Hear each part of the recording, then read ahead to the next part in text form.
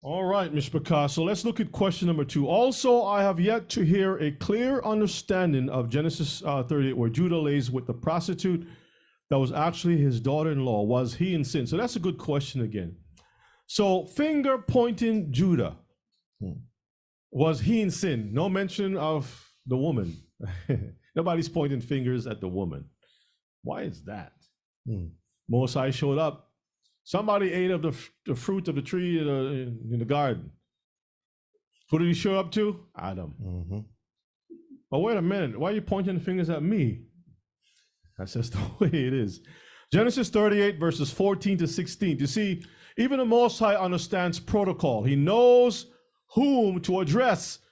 But everybody in this side don't seem to understand protocol. Power is given to one group and taken from another. You can't have both at the same time. Notice, there's no two kings sitting on one throne. Somebody's going to take the power from the other. When the Medes reigned, the Persians behaved themselves.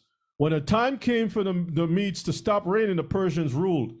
This is why the kingdom of the Medes and the Persians is there. Y'all understand this? They shared the power, the rulership over the region. They didn't sit together.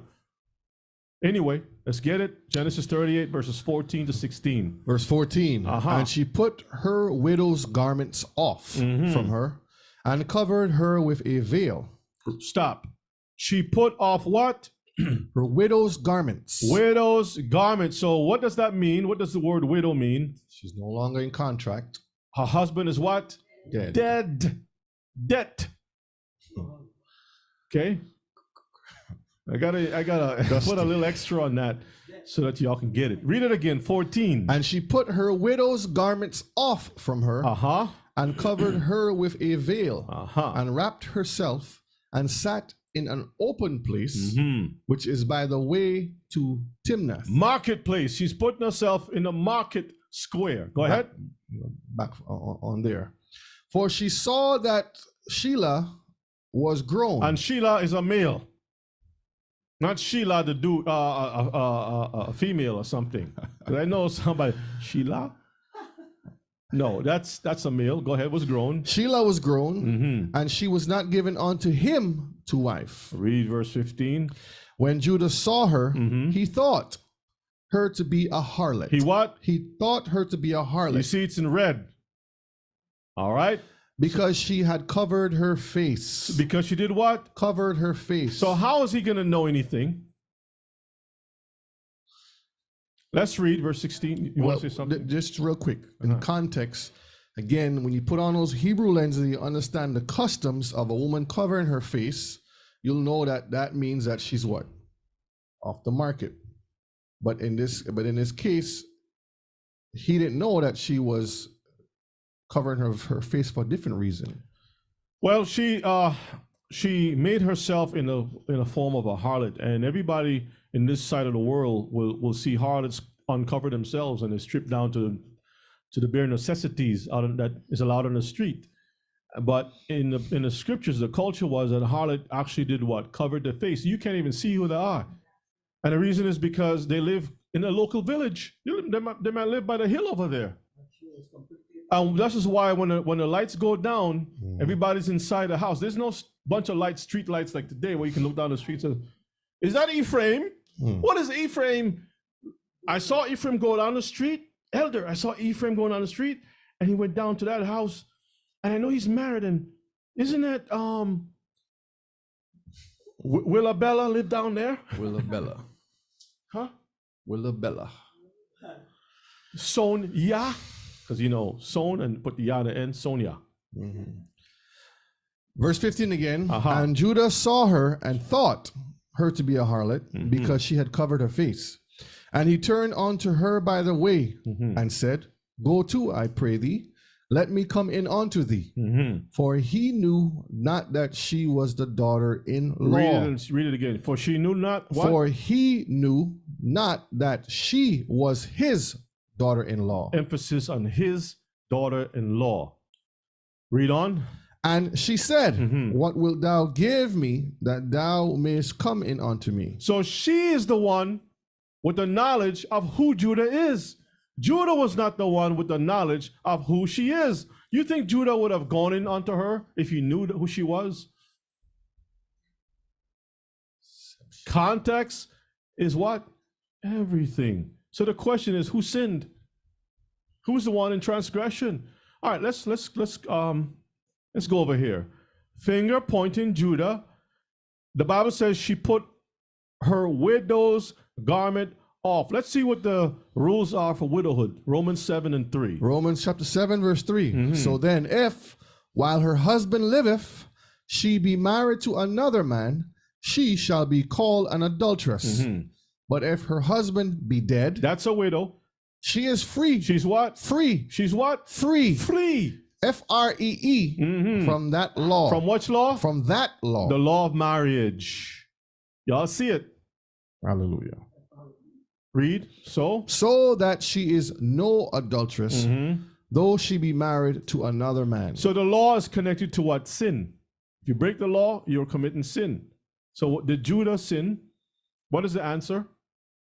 No, but you're gonna say, no, brother Yonah, he thought she was a whore, a prostitute. Okay, we'll cover that too. We got it coming. Strange approval.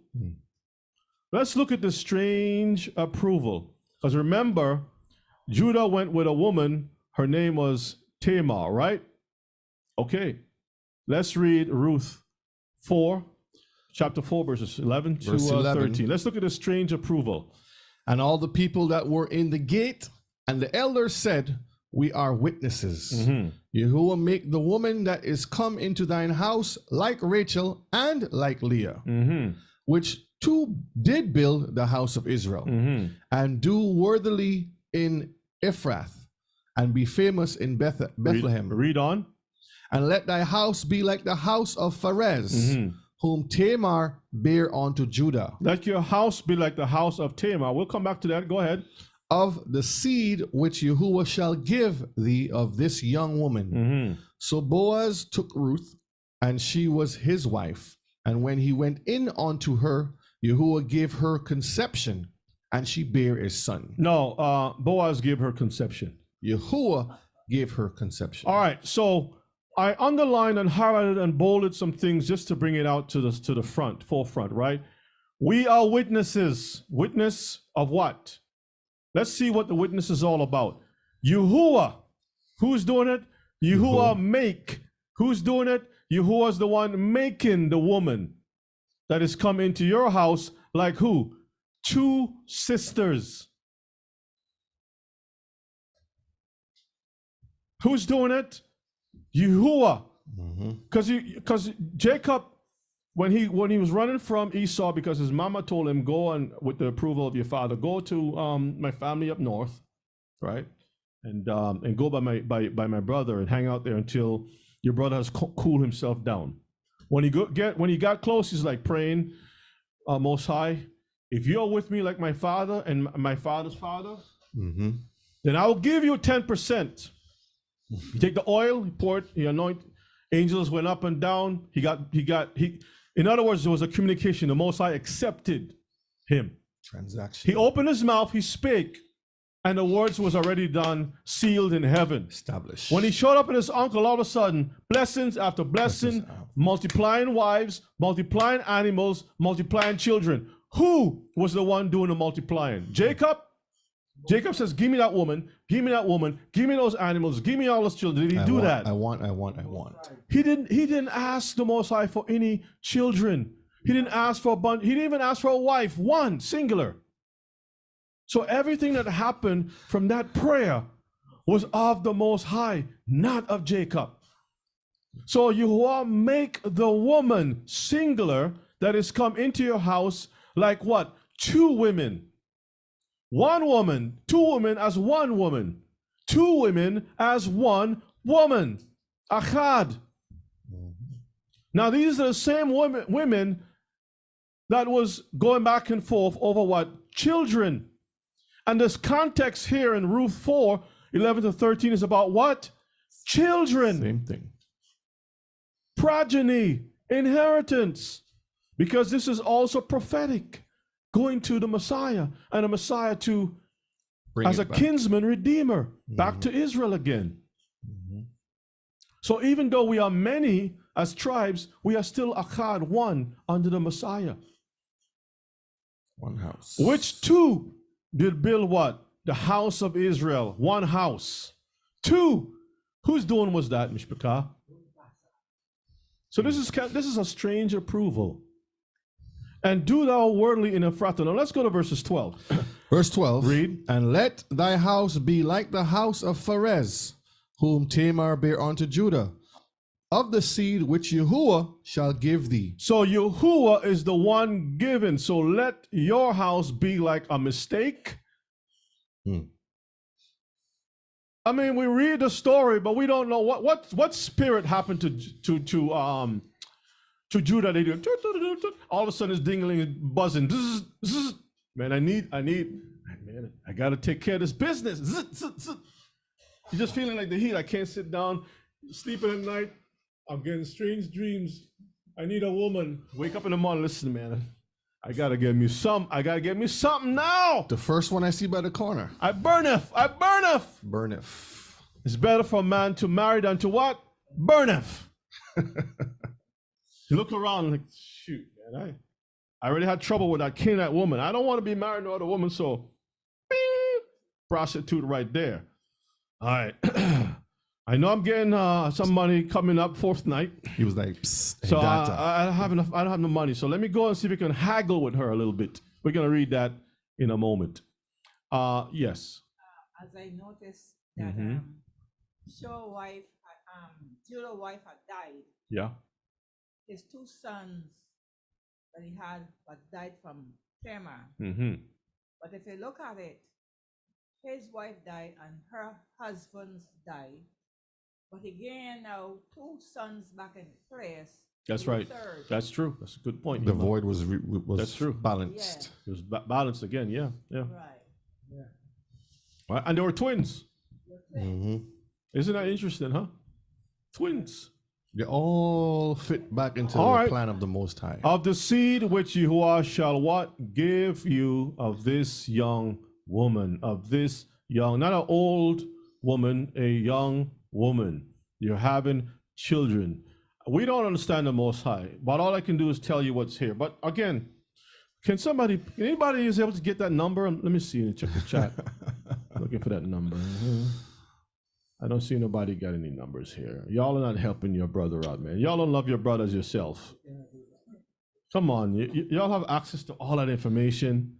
Judah was like, Y'all know people who prophesying things and say Brother Yonah is misreading the scripture and all kinds of stuff, and y'all can't give me the number. I don't want no Cleo, brother. Wait, call me now. that number's not in the service. Hey, wait a minute, brother Rodney. That number's not complete. Make sure you're not giving me no social security numbers in the chat now. Okay, Bank accounts. the bank accounts either. Where's the area code? Because we need to know what area they're in. All right. Okay. Is that a number to Jerusalem? Okay. All right. So let's look at some more. Coincidence or coincidency? Let's see. Genesis chapter 38, verses 21 to 24.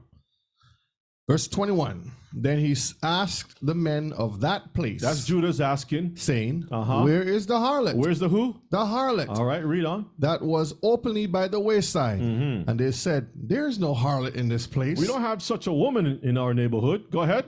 And he returned. Frank, if you say anything, you know you're going to be in trouble, right? Don't say anything. Don't speak, Frank. He like, shh. And Frank says, yeah, she's up the street. Oh, how did you know she's up the street, Frank? How you know that there's a harlot up the street? Telling on himself. I mean, you told me that. I never said that, Frank. Go ahead. Verse 22. Aha. And he returned to Judah He returned to Judah. and said, I cannot find her. And also the men of the place said that there was no harlot in this place. We checked around the whole neighborhood. We don't know of any woman like that that fits your description in this place. Go ahead. that means that that person did not stand out. Because if somebody stand out, you're going to see. Is that the woman in red across over there?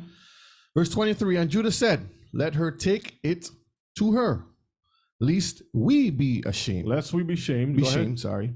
Behold, I sent this kid that thou hast not found her. And you have not found her. Go ahead. And it came to pass about 3 months after that it was told Judah, saying, Tamar, thy daughter-in-law, hath played the harlot. And also, behold, she is with child by whoredom. And Judah said, bring her forth, and let her be burnt. All right. We have a lot of different things going on in here that we need to take a look at. And it's going to open up some very interesting things for you to go back and explore how beautiful the scriptures are. It mentions a harlot. It mentions something in verses 23, and Judah says, let her take it to her. Who's he speaking to? Who's the her? Let her take it to her. That's a very strange piece of writing. And Judah said, let her? Who's a her? Take it to her? Anybody can figure that out? Lest we be shamed. So if you don't give this thing, he says, lest we. What does these other men have to do with Judah's singular shame?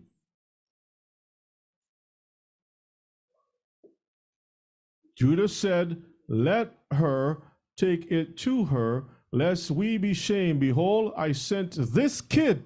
It didn't say a lamb. It says a kid. I wonder why. And you have not found her. And notice it says 3 months had passed. 3. And now it says that Tamar has played the harlot. Let her be what? Burnt. What does burning and harlotry and a kid and 3 and let her take her and all that stuff have to do with anything? Sacrifice. Let her take unto herself. Sacrifice, sin offering. Okay, scapegoat, let her keep it. All right. Is this a mere coincidence? The female kid was always burnt. Let's go to Leviticus. Let me see if it's here. Leviticus 4, verses 27 to 29. Let's get it. This is very interesting. Leviticus chapter 4, verses 27 to 29. And if any one of the common people sin through ignorance. Sin through what? Ignorance. What was Judah's involvement in this whole thing? Ignorance. He was what? He was ignorant. Go ahead. While he doeth somewhat against any of the commandments of Yahuwah concerning things which ought not to be done, and be guilty. Because Tamar by default was supposed to be transitioned to the other son, and that would be breaking the Torah. But her husband was dead, so Judah was not guilty because she was a widow. But according to our laws and our customs, she's supposed to be transitioned. That was the agreement. If that agreement was broken, Judah, the thing would have been no problem at all. But because she listened to him and she waited for him, that means that everything was still a go. She was waiting. And she waited as long as she could have waited. But when she saw an opportunity to bypass all the other stuff, it happened that way. But remember, we had no clue what was going on here because the Most High's wisdom is wiser than all of us put together. And I don't have that. Y'all haven't provided me with the time traveling information so I can go back and agree with some of the other people. It's just like the same incidents with Esther and with Ruth and even with Sarah and a lot of the women that were there. They used what the Most High told them to do in the sense of, we would call it a form of deception or a form of this or whatever it is. or being sneaky or whatever. But the Most High allowed it to flow that way, so it can fall into place. Let's read verses 28 now. Let's look at this very interesting law here. Verses 28. Or if his sin, which he hath sinned, come to his knowledge. So if it comes to your knowledge, go ahead. Then he shall bring his offering, a kid of the goats, a female. A what? Female. A female. Without blemish for his sin which he hath sinned. Let's go back here. Let her take it to her. As if there's a setup here that is not a coincidence that a female kid is always used. In this instance, Judah wanted to have this woman burnt as if she was in the place of, like she was acting the role of a female goat because of the sin of what? Ignorance, or even the sin of knowledge, because the thing came to light later on and Judah was shamed. He went through two processes. First, he was ignorant. Then when it came to light, he was ashamed. Tamar acted a role of both the harlot, but also as the kid, the female goat. And the pronouncement was that she had to be burnt the same way with the goat.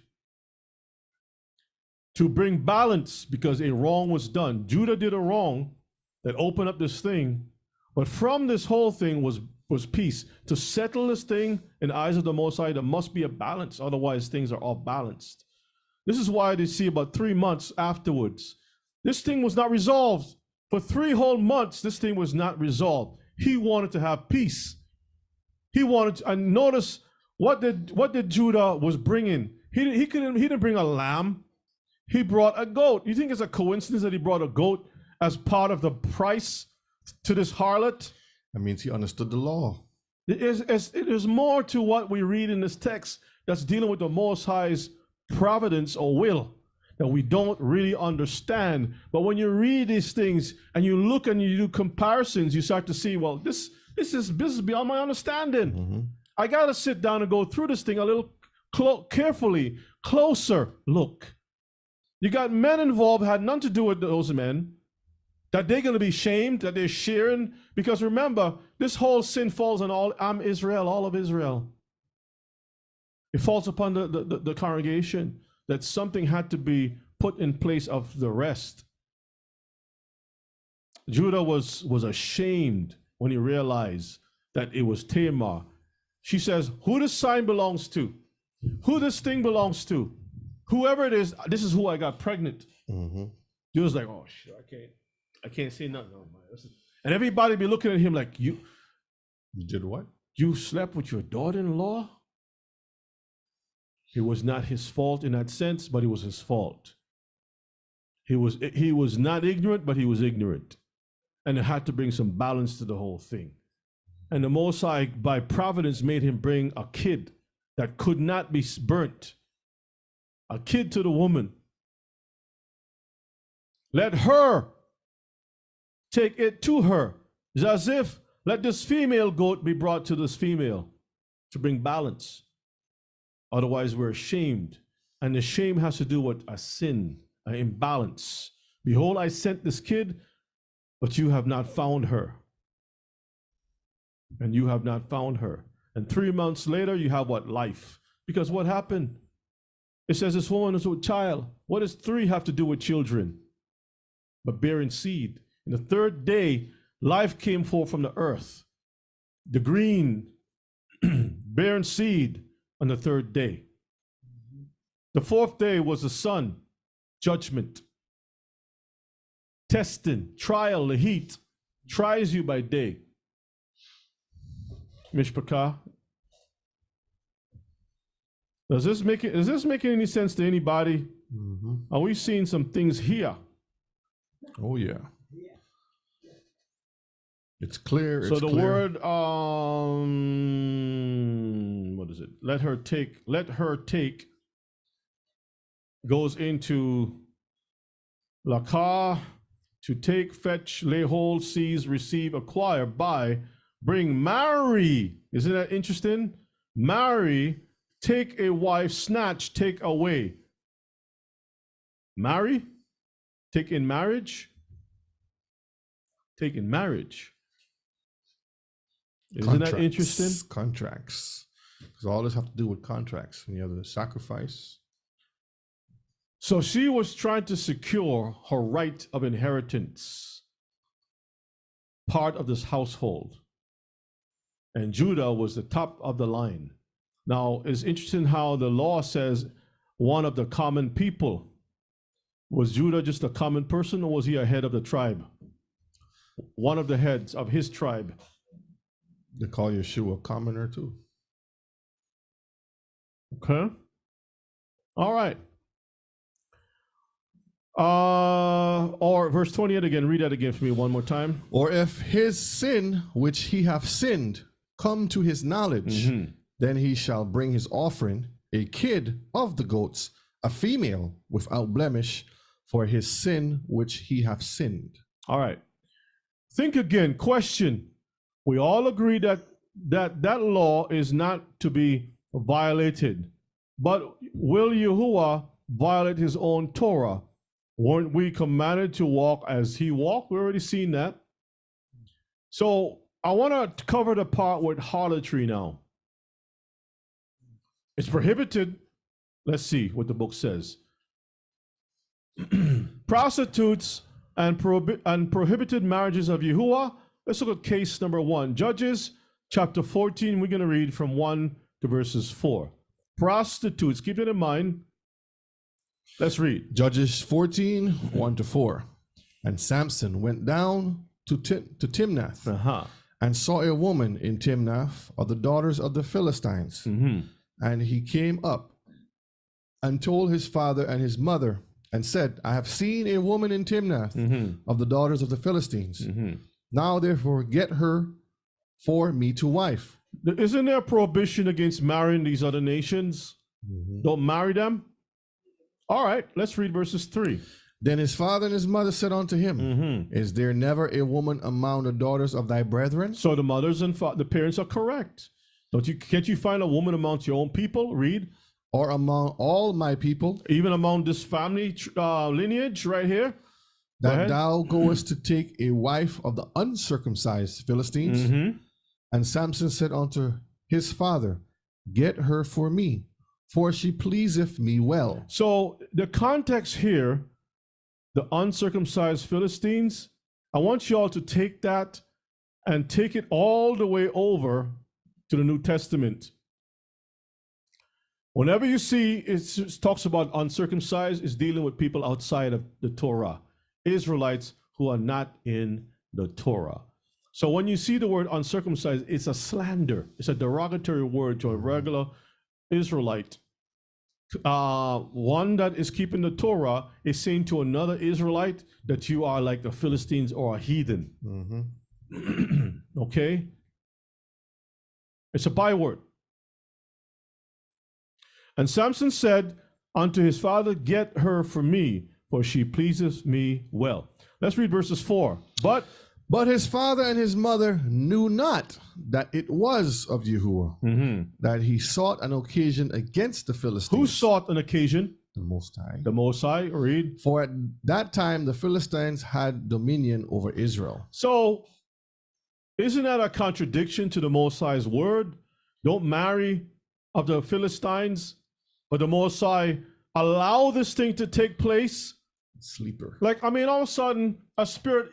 You have so many attractive women in Israel, but you have a spirit that just can't leave you, that he says, please, daddy, he said to his father, get this woman for me, set the arranged marriage. She pleaseth me well. He couldn't, it wasn't of himself, like Caiaphas did not speak of himself, but he prophesied saying that that man should die for not that nation only, but should gather in one all the children of Israel, all those that are scattered, the household of Israel. He was not of himself. The Most High was upon him to put that spirit on him to get this thing. The context is very important. Do y'all understand this? It was for a reason. The greater good. And you see sacrifices like this happen, where it's like, if you look at it, the Most High is embedding him into the enemy to take down the enemy. That's right. All right, let's move on, because we don't understand culture. We don't understand rights and access and privilege. What happens by marriage? What do you have access to according to Canaanite law? Prostitutes and prohibited marriages of Yahuwah. Let's look at case number 2. Hosea chapter 1, verses 2 and verses 3. Verse 2, the beginning of the word of Yahuwah by Hosea. And Yahuwah said to Hosea, go, take unto thee a wife of whoredoms. Of what? Of whoredoms. No. From the Cana. Let's go back for a second. Let's go back to the question.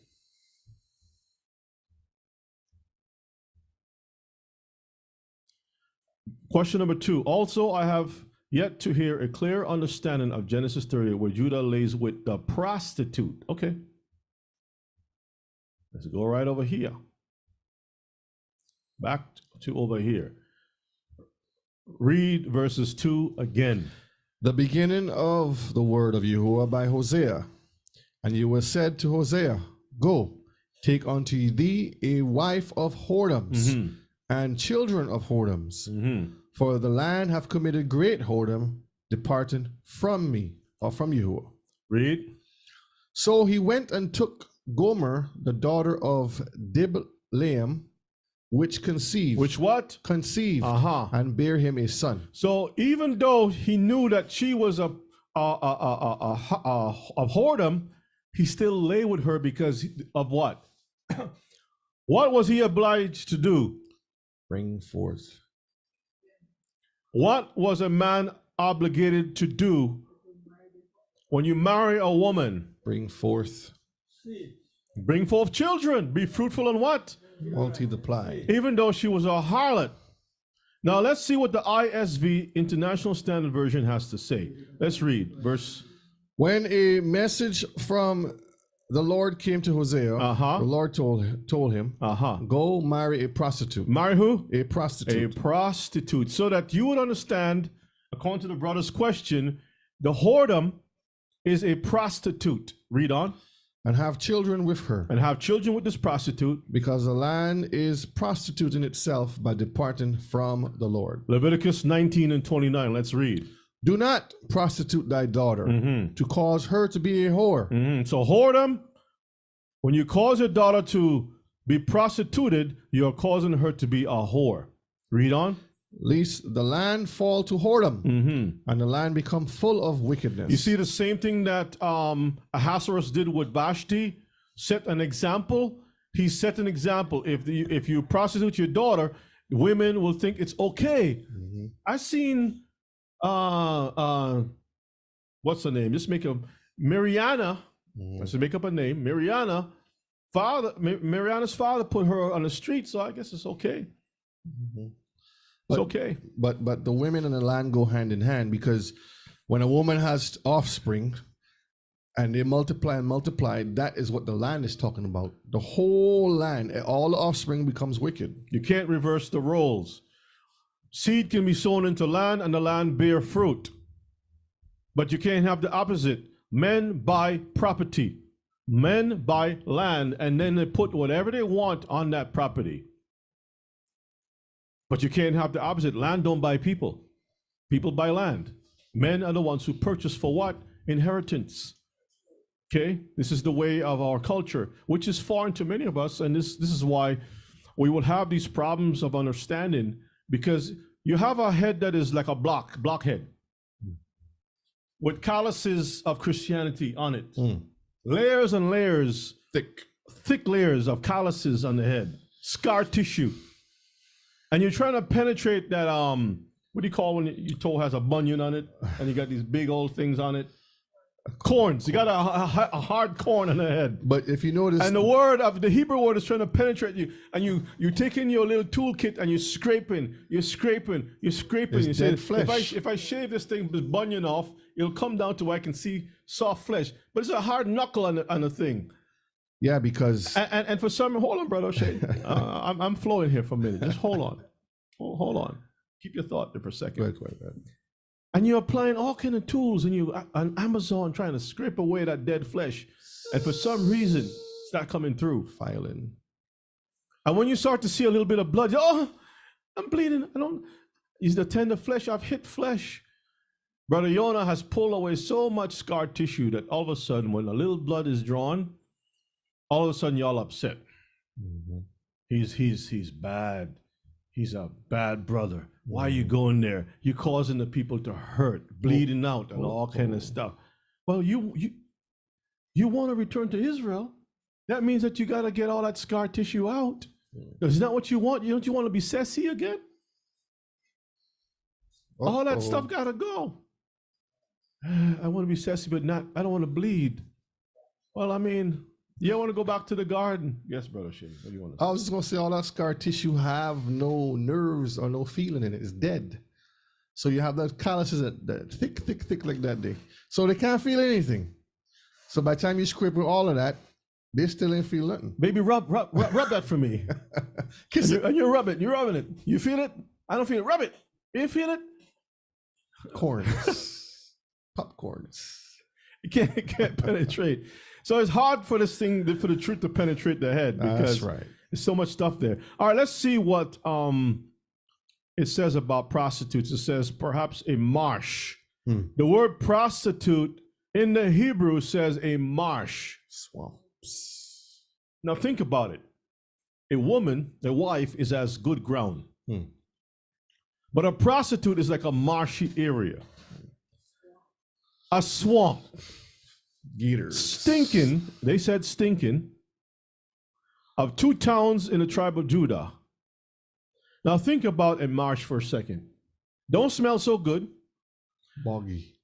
There are things growing in it, but you don't want to eat from it. Stuck. And if you go in it, you might sink. You might touch something. Your life might be in danger. Crocodiles, you don't know what's under snake, there. treachery. You feel like you're lost. It don't feel like home. You know there are some people that live in swamps. Mosquitoes. And you're like gator bites. They call them the Cajun people. The Cajuns. Cajun people. Cajuns. They love the swampy areas. They eat gator bites. They don't look so good when you see them. Catfishes. Frogs, snakes, alligators, crocodiles, all kinds of creatures that normally, that's what you find in swamps. Marshy places, right? Now, it's not, marshes serve a purpose. It's a buffer between the sea and the land. It's the go-between. And a prostitute, in many cases, is like a go-between. A go-between. Okay? Crawdads. What's a crawdad, Yaakov? I don't know. See, I don't know the language. Brother Yaakov, what do you mean by Yaakov of ABQ? Because we want to make sure we identify the right. Crawfish. It's crawfish? Yeah, crawdads are crawfish. That's what it's called. I don't know. I'm surprised you know that. How do you know that? Let me know how I did know you come that. to know that stuff? I know about food. You've been exploring something? I'm a chef. Oh, a chef. Okay, you cooking that stuff? No, I don't cook that stuff. I fish with it though. You catch them. They're little lobsters. I'm just shaking it to see what falls out. I don't know. I accuse no one. I accuse no one.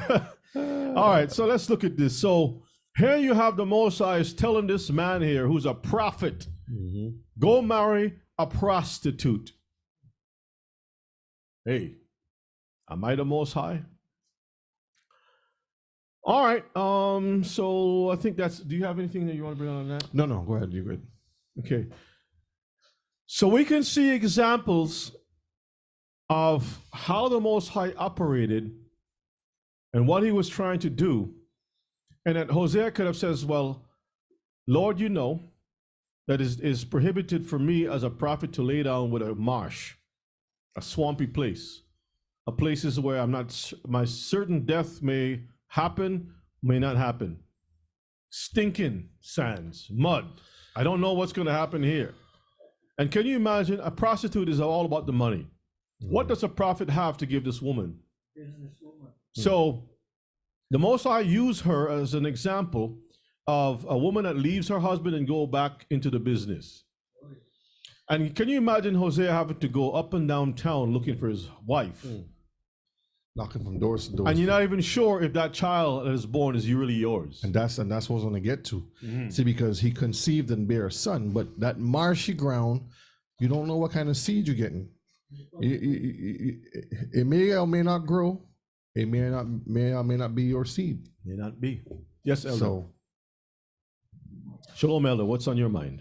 You know, when you look at a prostitute, that woman is a defiled woman.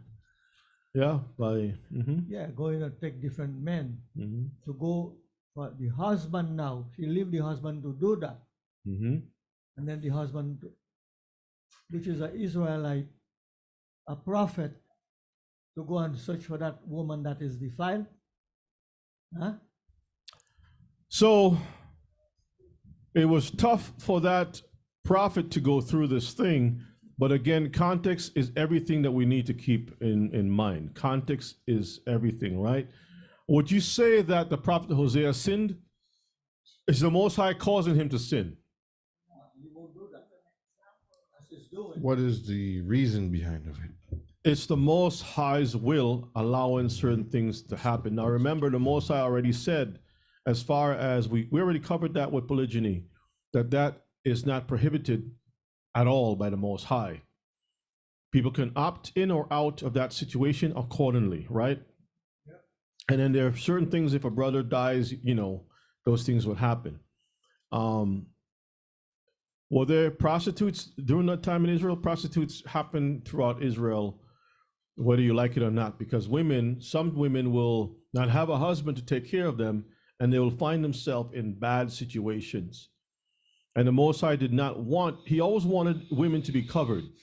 He never wanted women to be left out on their own.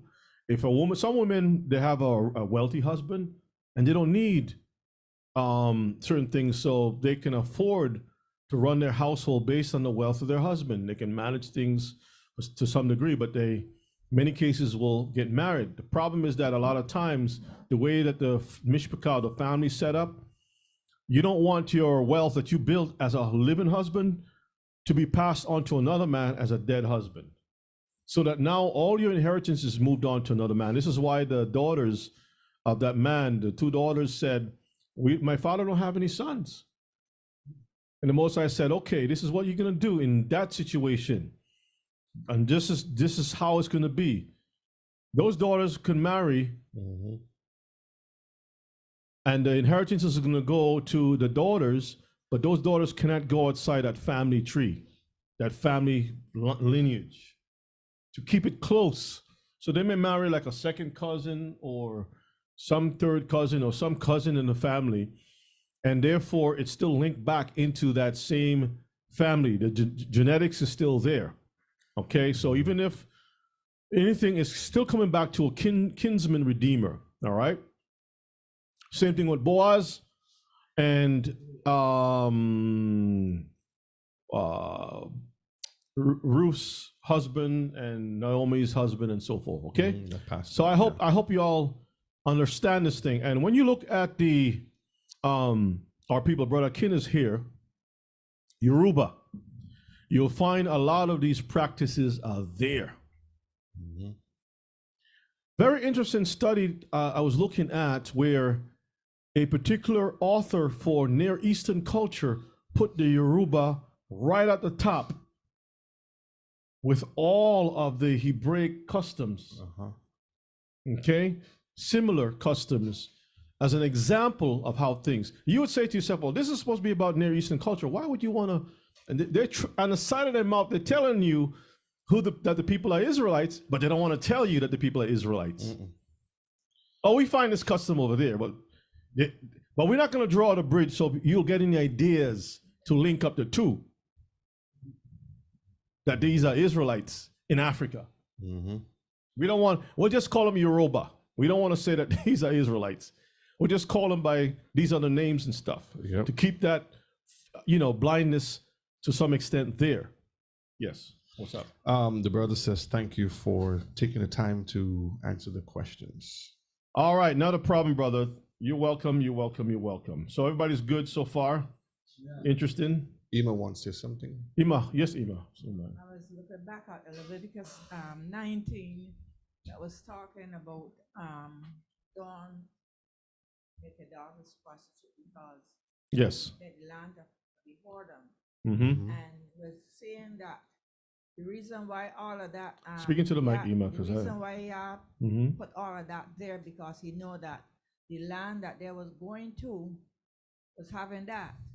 If you remember when the children of Israel, the children of the parents died in the wilderness, but the children that was coming in, when Joshua and the spies went to spy the land, it was right there where they had a prostitute, and that prostitute had saved their lives. When the so that was already in that land that was coming into. Talking about Rahab. Rahab, that's right.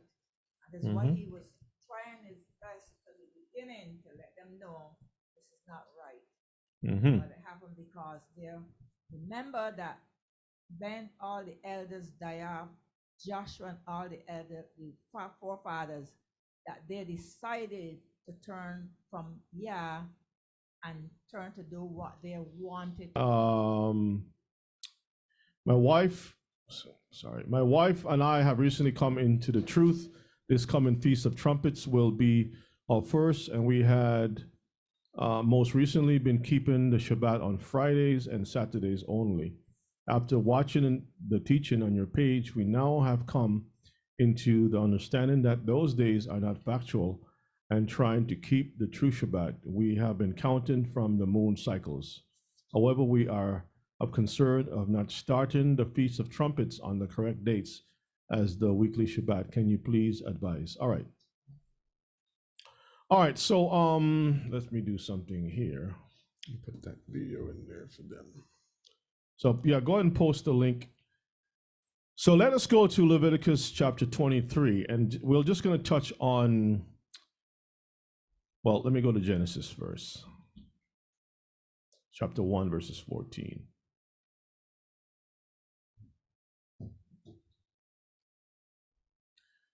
So in the book of Genesis chapter 1 and 14, it says, can you read for me, please? Well, you finished what you're doing? Yeah, I'll put it after. Genesis chapter 1 and verse 14. And Elohim said, let there be lights in the firmament of the heaven to divide the day from the night, and let them be for signs and for seasons and for days and years. Now notice it says day from night, day from night. So I know what happens is when you read the evening and the morning, it confuses people, right? But day from the night. So the day part is where we focus on as far as the Shabbats is concerned, especially when you think about Eastern or ancient customs. We didn't have modern electricity like back in those days like we do today. And also when the sun goes down, everyone try to make it home before the sun set. You can read the book of Judges where it's mentioned that the sun is going down, so please remain here. Remember what that crime that the tribe of Benjamin, a group within the tribe of Benjamin did? Okay, and the man says, stay home here because when it's dark, this is, so it's customary for people not to be traveling by night. All right, so work ended at a certain time. You need enough time to make it home or wherever you are. You stay put until the daybreak again. And when the day break, you have the ability to perform a duty. The only people that was really about the place doing anything were the watchmen, were the soldiers. These are the men who had to keep watch and were armed to the teeth. Okay, with the shofar to keep the place safe. But in most cases, your animals, even animals will tell you what yum means. And when you look into the word yum, I'll get into that. I did it some years ago. I have a clip I need to post, but it explains that yum has to do when you're the warming of a day, light. When a day warms up, not when the day cools down, when it warms up. The word yom in the ancient Hebrew, Paleo Hebrew, signifies that which warms up, and the yad is a hand, okay, that is used for the word yom, and yad is signifying doing work. You use your yad or your hand to work, and work is not done at night; it's done during the day. Is done during the day. So the word yom is comprised of Paleo Hebrew lettering that gives us a whole lot of meat on there. Okay? And it even has to do with something that's going on when it's getting dark, a blanket. And if you have animals, for example, and you put a covering over their eyes, notice what happens to the animals immediately. There you go. To calm down. They start to go into a sleep state. They understand that darkness means to do what? Go to sleep. As soon as the light comes up, ready to go, ready to scratch, ready to go about doing a business. Now, I'm not speaking about owls because I know some super Hebrews going to say, well, what, brother, you know, what about the owls? Well, they're working by night. But in most cases, they're around during the day. But they have a job to deal with animals who move about the night. But my point is that darkness is connected to you staying put, you resting, you're not doing any type of work. To perform the Shabbat, you're up, you present yourself, and the Most High does not require us to present ourselves at night either. Yes. Which one? We live as an example of sheep. That's what we're compared to. So you won't want to see no sheep at night grazing. They find their place and they'll be there chewing the cud, laying down, sleeping in their designated areas. They'll say, Brother O'Shea, but the shepherd was out by night watching over the sheep. That's the point that you missed. The word watching over the sheep. That's security. Because the wolves come out at night. That's security. Not feeding sheep. Judges 19, verses 9. And this is dealing with stay put, okay? Read for me Judges 19 and 9. Read. Judges chapter 19 and verse 9. And when the man rose up to depart, he and his concubine. And this is a Levite. This is a who? Of the tribe of Levi. What is a Levite who has to handle the business of the Most High work doing with a concubine? That means he was married. What is he doing with a concubine? Anyway, let's move on, Brother Shay. And when the man rose up to depart, he and his concubine and his servant, his father-in-law, the damsel's father, said unto him, Behold, now the day draweth toward evening.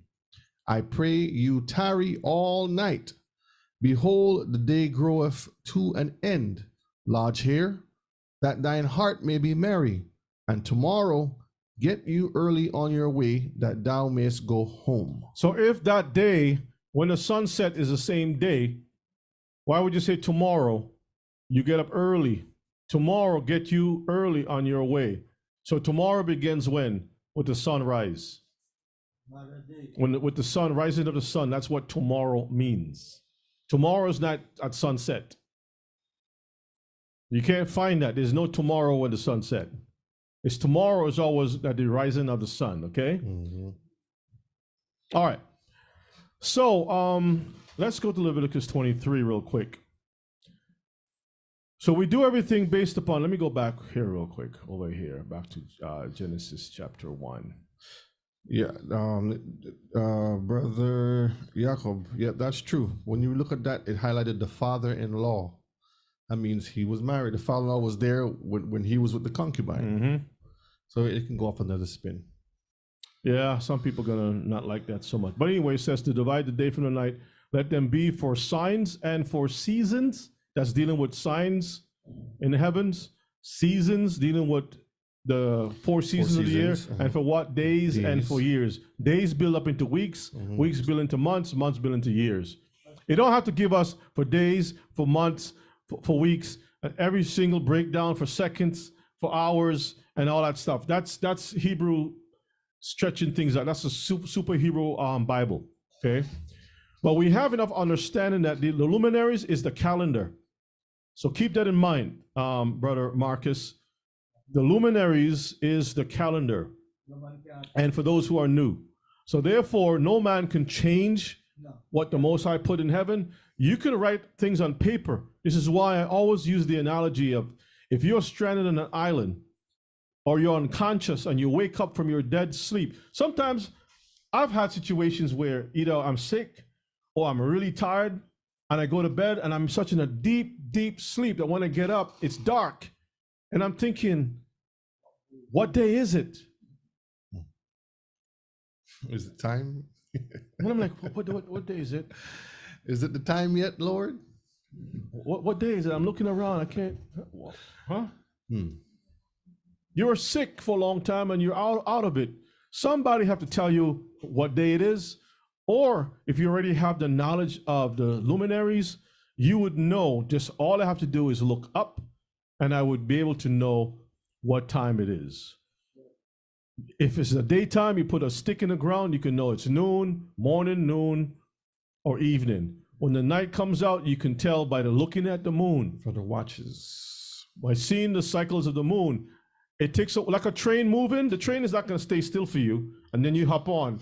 You have to run to a certain speed and then catch up to the train, and then you follow, you go, continue. So the first time you're looking at the moon, you're going to be a little bit off, and then when you start seeing how it's going, boom, boom, boom, boom, boom, then, oh, okay, I see it.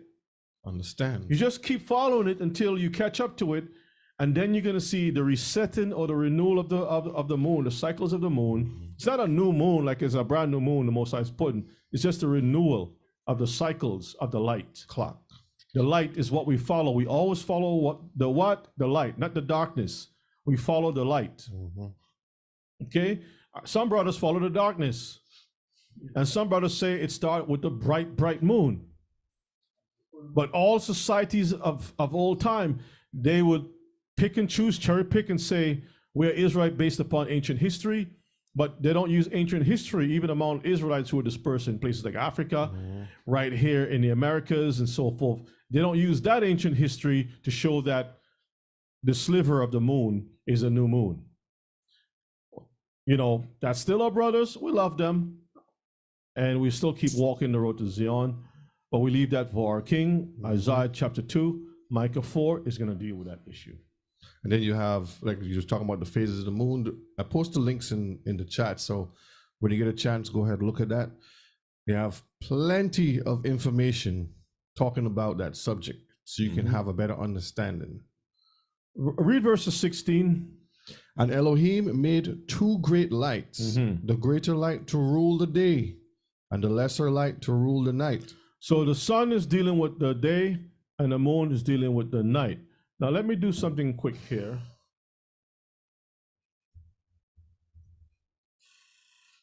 And like Rebbe's saying, once you gain that understanding, you can understand the cycle. Because it's the word cycle mean is going to do what? Come back around. It's just a turning thing that goes. Let me go here real quick. Go ahead. In that order. So you're going from one point, the beginning to the end, to the beginning to the end. So it's a clockwork. And when you're looking at it, said many times, when you see that first sliver on the right side, that's the beginning, not the left side, because don't forget, it starts on the right, and then it gets bigger and bigger and bigger until it gets full, and then it decreases on the left to the left, decreases lesser to the left side. So now you have a lesser light. So when you see that sliver on the left, that moon is dying. It's getting old. The month is ended. Right over here, I type in a search for Sabbath night. I don't see any place in the Bible that says Sabbath night. Let's type in the word Sabbath day. And you have 82 places where, well, Sabbath day is mentioned, Sabbath day or day and Sabbath in, day. But you have some Sabbath days mentioned. The seventh day. Okay, let me see. Seventh night.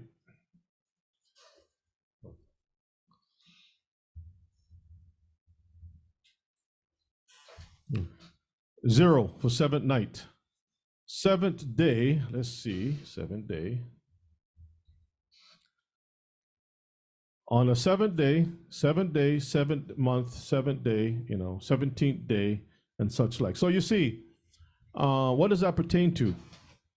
Just go look into it and you'll get a better understanding. But anyway, what we want to talk about here, just real quick before we wrap it up, is we're going to go to Leviticus chapter 23. Yeah. Now, when sun sets wherever you are, look out for the sighting of the moon. Some places is going to have bad weather. When I say bad weather, I mean you're not going to be able to see because of rain and so forth. So rain is not bad. Yeah, it's just raining. Weather. Yeah. Yeah, or the spray in the sky and so forth, right? I'm glad you said that. That's just a thing where we are so westernized, we call the weather bad. Mm-hmm. It's just raining. Is rain bad? No. No, the sun is still shining, even though you can't see the sun, but the rain, the clouds. Anyway, so let's read Leviticus 23, verses 1. And so when the sun sets and we see that sliver of light, we know that the next day is Yom Teruah. So we will be meeting on that day. If the moon shows up tonight, tomorrow we're gonna meet. I'll be here live, and y'all can come on in, or we can fellowship. It comes suddenly like that, okay? And we're not supposed to be working. This is why ahead of time it's good for us to know these things. But again, we're in captivity, so it is what it is until you can learn and you can better yourself to get out of that situation, right? Then after that, the next feast that follows after that is gonna be Yom Kippur, or the Day of Atonement, okay? That's going to be the next feast after that. And after that is going to be Tabernacles, a whole week. The first is a Holy Convocation. And the last one is also, the last great day is also Holy Convocation. We'll get into that too, all right? And those are the Shabbats accordingly. So when we see those days, you want to start preparing yourself accordingly. And I think it was posted in a chat. It wasn't posted? No? You have the thing with where sister put the paperwork for the feast days? Oh, let me see. Send it again. Send it to me. Let's see if I have it in the email. Let me see if I can pull it up. Did you send it to me? Give me 1 second, Mishpachah. Let me try something here. I don't have it yet. Oops. Let's move this out the way. Let's see. Let me pull it up. There we go. Let's see. Just send it to me, and I will. I'll pull it up. Okay, so I have it here. Let me post it. Let me send it to you now, or I'll just post it there. Send it to me here. I'll pull it up from over here. Just put put it in the chat here. Okay, in this chat. Just message it to me. Okay, I'll send it to you now. Okay, and I'll just pull it up so y'all can see. All right. Give me 1 second. And I think brother Eric, I think you have it. Okay. All right, you didn't post it here. I posted there to you. All right, that's fine. That's okay. All right, let me pull it up this way. Well, it's not coming up that way either. Why is this? All right, I'll just read it off. Yom Teruah. It's in the chat too, so they have it. Guidelines. Y'all have it in the chat. Okay, we're gonna read through Leviticus. Y'all have it in the chat, and y'all can. I'll review it again, but let's read. Leviticus chapter 23, verse 1. And Yahuwah spake unto Moses, saying, Speak unto the children of Israel, and say unto them, concerning the feasts of Yahuwah, which ye shall proclaim to be holy convocations, even these are my feasts. So in verses 2, it is giving you a blanket statement, and he's saying that these are his feasts. These are holy convocations. And he explains that these are his feasts, okay? his set apart days. Mm-hmm. Now he's telling us one of those set apart days is the immediate one. It comes often, once per week, verses 3. Let us read. 6 days shall work be done, but the seventh day is the Sabbath of rest, a holy convocation. Holy convocation. Ye shall do no work therein. It is the Sabbath of Yahuwah in all your dwellings. So Shabbat, like today, it doesn't say Saturday, it says 6 days. There's a reason he's wording it like that, because it was customary for people to observe the luminaries as their only calendar. As you travel in different parts of the world, it changes. Because if you go to a country like Babylon and the king rises up and feels like he wants to make his own calendar, different from however the previous king did it, how is that going to go? And then when you move to another country, that king have a different calendar. How is that going to go? Whenever you go to Rome, you do Romish stuff, right? Greek. So you're all over the place. The Most High is not the author of confusion. So he gave us something that is proof. Because guess what? In Babylon, the farmers farm the same way like in Greece. What do I mean by that, Brother Yonah? What do you mean by that, Brother Yonah? Well, don't they harvest things based upon the cycles of the moon? Agrarian culture is agrarian culture no matter where you go in the world.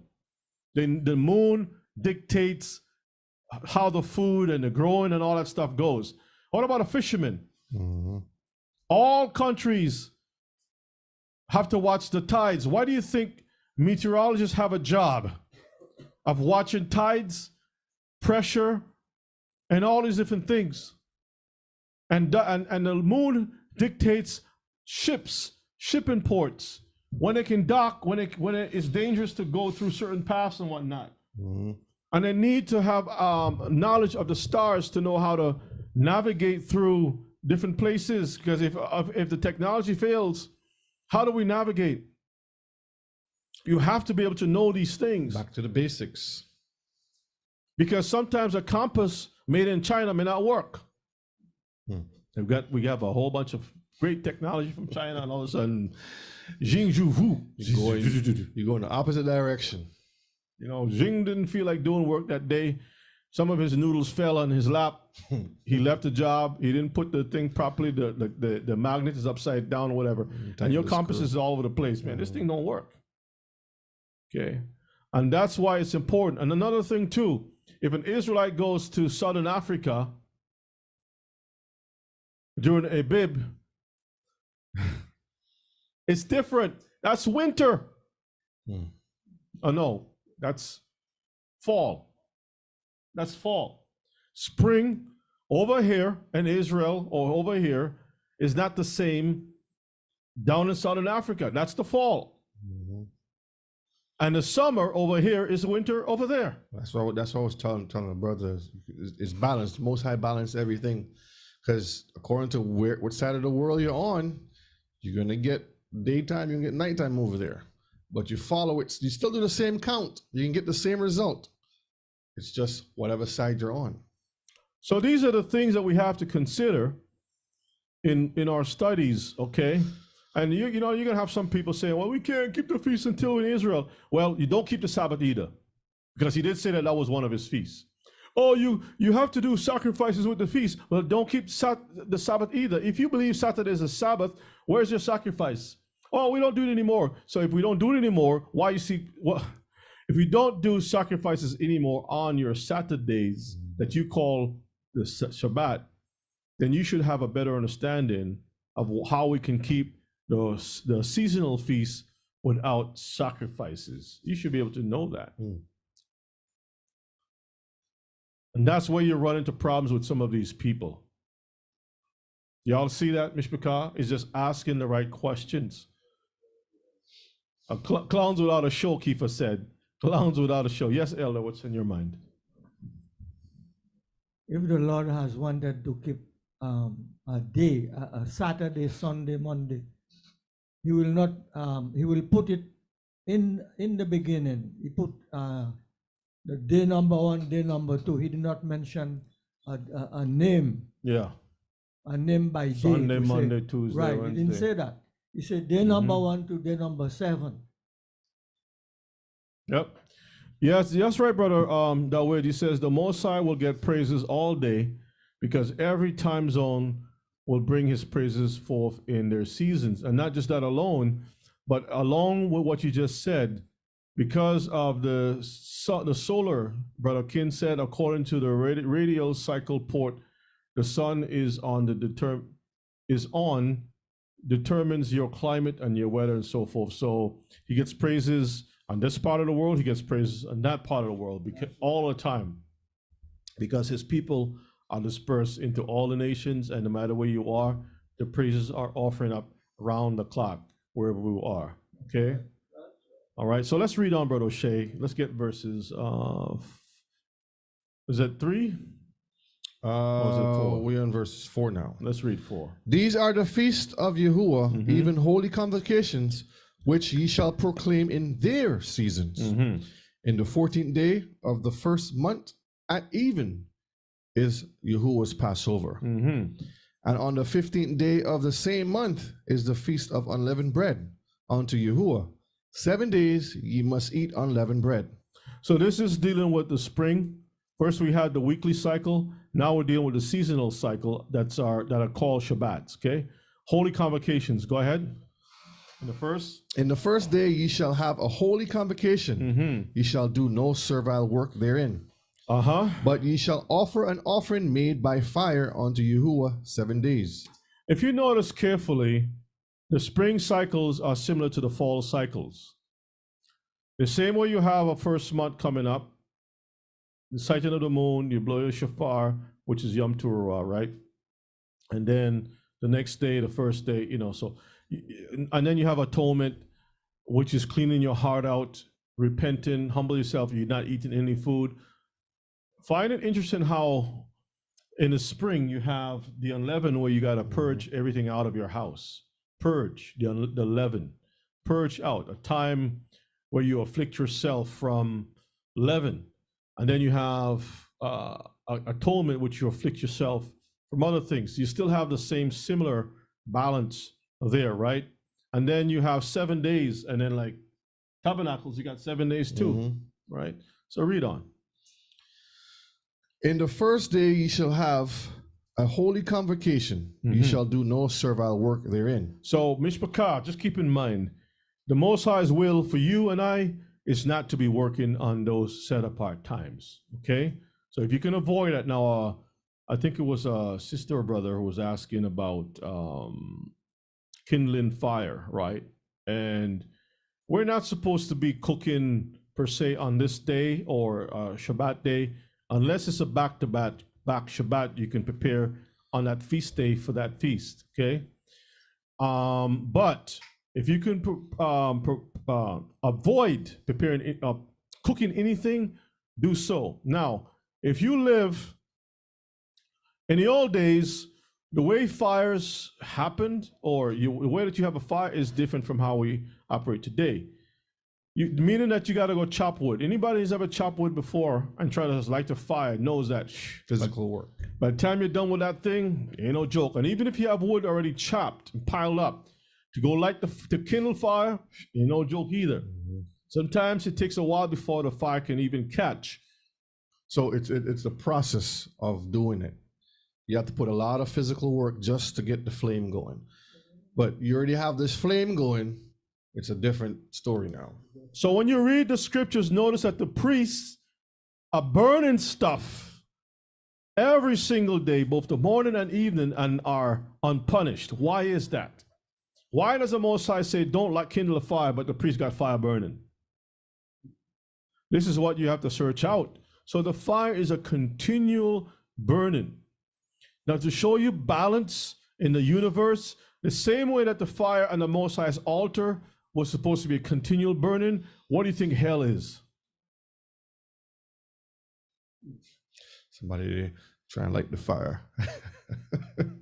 What do you think hell is? I never stop. Continue.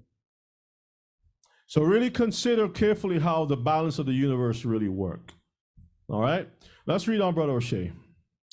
But ye shall offer an offering made by fire unto you 7 days. 7 days. In the 7th day is a holy convocation. Ye shall do no servile work therein. So 7 days. Go ahead. And Yahuwah spake unto Moses, saying, Speak unto the children of Israel, and say unto them, When ye be come into the land which I give unto you, and shall reap the harvest thereof, then ye shall bring a sheaf of the first fruits of your harvest unto the priest. And he shall wave the sheaf before Yahuwah to be accepted for you. Let's skip on down so we can get to the other feast days. So you have that one. And let's go. Let's go from 15. Verses 15. And ye shall count unto you from the morrow after the Shabbat, from the day that ye brought the sheaf of the wave offering, 7 Shabbats shall be complete. Even unto the morrow after the 7th Shabbat shall ye number 50 days, and ye shall offer a new meat offering unto Yahuwah. Verse 17. Ye shall bring out of your habitations 2 wave loaves of 2/10 deals. They shall be of fine flour. They shall be baken with leaven. They are the first fruits unto Yahuwah. Seventh Adventists and other people of like mind will say, well, these things was for ancient Israel. We don't do these things today. Okay, fine. And they'll say, well, we only keep in the Saturday as a Sabbath, but we were not going to keep the feast days. Do you know that there was a lot of controversy with the early Adventist church where they actually were keeping feasts, and there were people who were going back and forth. Some were keeping the feast. Some of them were smokers. Some of them were drinking alcohol. Some of them were this and that and the other. And then they finally settled on just being more of a pro-vegan lifestyle, and also just keeping Saturday as the Sabbath. And then there was a split, and then you had Church of God 7th day, and you had some of these other types of groups. So it's important to know the history, the origins of these people. They themselves decide what thus saith Yahuwah. They become the filters, the gatekeepers, and the Most High is like, I never said that. All right, so let's skip on down to the feast of the end of the year, okay? Let's start at verses 23. Verse 23. But before you go there, just to get back to the Shabbat, right? So for those of you who have a stove or microwave or whatever, yeah, you can. If you live in a cold country, keep in mind that you have a furnace that's burning all the time. Those of you who live in Detroit, for example, because we'll be going there for baptism in a few days, right? If you live in Michigan, if you live in wherever, Canada, so those places, New England, everybody would know. If you live in England or any place where the weather is really cold, you know that you need to be in a warm space. Let's say Friday evening comes, you turn off all the fires. And it's about whatever degrees it is, where if you go and spit outside, we're not going to even use Celsius or degrees. Go outside and spit. It's frozen. Go outside and try to go next to that pine tree and relieve yourself. And if you're trying to relieve yourself, and as soon as the thing before it hit the ground, it freezes, your urine freezes, then you know, okay, it's cold. Cold is biting you. You don't just turn off the thing. I know there's some I've sit and listened to in classes to super Hebrews. Yes. Who talk about we don't like no fire on Saturday. Don't take no showers. And Shabbat and Sabbath. I listen to these people. They have not traveled any place. They're in a nice coconut country. You know the coconut countries? Pina colada countries. And they're running their mouths as if they're the authors of the world, full of knowledge. And I look at these elders talk a lot of nonsense, and I says, I can't disrespect the gray hairs. They're my elders, but they're dummies. What do? I just sit there until I'm old enough. My wings are growing enough that I can fly off to somewhere else. Because I don't have a choice but to sit there and listen to them talk nonsense. As Ella said, The early rappers, Christian rappers, crap, Christian rap. And so they're just talking stuff. They haven't traveled anywhere. And if they go to these cold countries, let the heat goes off 1 hour. I've had an experience. I've experienced it. Let them fall asleep at night, because their Sabbath starts at sunset Friday. Let the sun set in those cold countries for 3 hours. It's a different world. And if you see blankets can't done. Blankets don't help. Blankets upon blanket, they will suffocate. You'll see them suffocating. No, what they'll do is they'll package themselves perfectly to be frozen.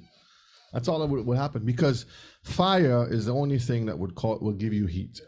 Okay, that's just the reality of the situation. So when it comes to the kindling, when the Bible says kindle, it's talking about putting that process, that work in. Okay, but the fire is what we need to keep warm, to cook, to give light. And for security. So you must have fire. So when people say these things, they have on Christian lenses, and they live in between 80 to 60 degree weather, and they've never been in a place where there's no power. It makes no sense, heat. Brother Shay. So because they would have little babies too. The wife just came out of the hospital. You're gonna tell me how much swaddling clothes can you put on your child in those temperatures? Package them. Those people make no sense whatsoever. You need some kind of a fire to keep you warm, or something to create heat. Now we are living in modern times. Back then, in the times of Israel, even then they had to keep some kind of a heat, because Yeshua had to be in a manger, someplace warm. It was cold. And even if you think about that time of the time that the Christians say was the time of the Messiah being born, Christmas. wait. They're in a manger. How a manger at nighttime? So there's no electricity. So how do you see? I don't know. I'm just in the dark. They came to visit him in swaddling clothing in the dark. So yes, if you have food to eat, Ima wants to say something. And especially if you have little ones, especially when you have older ones, older people lose heat when they get older. It's just the way the Most High put things. Your body's not keeping the heat like before. Come on now. You know how many dead Israelites you're going to have?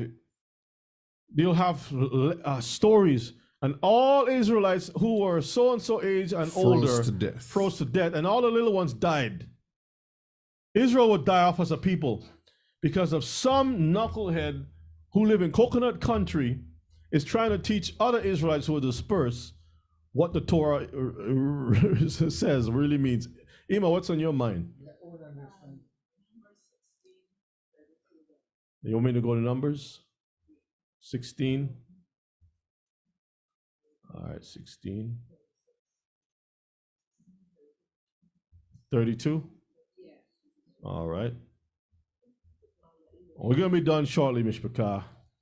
32, you said, Ima? Yeah. All right, go ahead and read. Numbers chapter 16, verse 32 to 36. 36. No, 32 to 36. Oh, 32 to 36. Yes. Okay, Ima, you're confusing me. Go ahead. The earth opened up her mouth and swallowed them up, and their houses. That's number 16. That's number 16, Ima. Number 16. Number 16. 16, and we just had 16. It says 32. 32? No. Ima, you're looking at the wrong thing. All right, Ima. Oh, so Numbers 15. Okay, Numbers 15, verse 32 to 36. Okay. All right. We spinning it. Don't get dizzy. Getting frozen. Let's go. Let's get it. It says, while the children of Israel were in the wilderness, they found a man that gathered sticks upon the Shabbat day. And they that found him gathering sticks brought him unto Moses and Aaron and unto all the congregation. And they put him inward because it was not declared what should be done to him. And Yahuwah said unto Moses, the man shall be surely put to death. All the congregation shall stone him with stones without the camp. Mm-hmm. And all the congregation brought him without the camp and stoned him with stones. And he died as Yahuwah commanded Moses. He was performing work, yes. And he wasn't supposed to do work. Collecting. Right, outside the camp. So you're in a camp, you're closed up, you take care of your business. Yes, you can microwave something if you want to heat it up, especially you're in a hot country, but you don't want to go ahead and start no work, chopping things up and cooking or whatever the case would be. Unless it's one of those Shabbat days where it's a double Shabbat, like today's a Shabbat, tomorrow's a Shabbat, and you got to prepare something tomorrow for that same day. Yes, you can, because the Bible says so. Mm-hmm. Okay, so let's go back to Leviticus so we can wrap it up. Everybody's good so far? We all right? Yeah. I don't know if Brother Marcus is here. Okay. So we look out for the sighting of the moon to let us know when the next day is going to be. Because you can't go backwards. You can't see the moon tonight and then go backwards to do the offerings throughout the day. That don't make any sense. You move forward. Like you don't see the stop sign and then go backwards. The stop sign is to let you know to stop here before you can move forward. Mm-hmm.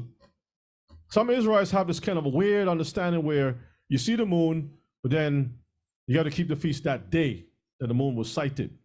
Like, how do you do that? How do you offer? How did the priest offer a sacrifice on the new moon day when they see the new moon at the end of the day? How do you offer something that's supposed to be done in the morning when you see the thing when the sun set after the evening? How do you go backwards and do it? They can't answer it. So the only time you can do it is to move forward. I mean, it's just simple understanding. Does everybody understand this? Yeah. Because you're going to hear stuff from Israelites, especially you that are newborn. You're going to hear stuff from other Israelites that's going to confuse you. Mm-hmm. Okay? All right. Let's read on. Leviticus chapter 23, verses 23. Let's pick it up from there, Brother Shane. Leviticus chapter 23 and verse 23. And Yahuwah spake unto Moses, saying, speak unto the children of Israel, saying, in the 7th month, in the first day of the month, shall ye have a Shabbat, a memorial of blowing of trumpets, a holy convocation.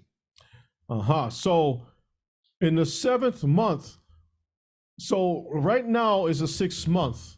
When do we have the 7th month? When the sun set, the nighttime is still part of that count for this day.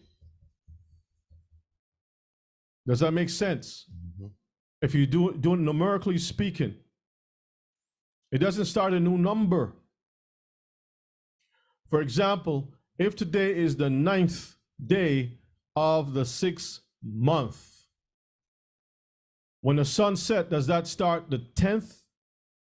No, it doesn't. It doesn't. Okay? So when you see the sighting of the moon tonight, it lets you know you start everything the next day. Because if I see the moon at night, most of Israel is asleep. Mm-hmm. Only the watchman is going out as witnesses to see what's going on. Tell the Sanhedrin, which is the council, the elders, which is the court, and the court who regulates the law that the Most High has given them. Mm-hmm. They will tell Israel, hey, here Israel, you was one. And then they come out and the people know, okay, boop, boop, boop. You know, they know the next day we convocate. They don't have time to prepare nothing. So the Most High said, okay, on that day, you cook your food, you get things ready, you meet up at such and such time, you do what has to be done. That same day. You know it's coming, but you're not sure. But what if I don't see the thing? So you wait until you see it. That's what we do. And people say, well, that don't make any sense, brother. You know, well, because you have Egypt in your head, and Egypt is all square bricks. Everything is going to match up. But in Egypt, you don't see square buildings, you see pyramids. How do you get a pyramid, a capstone, with square bricks?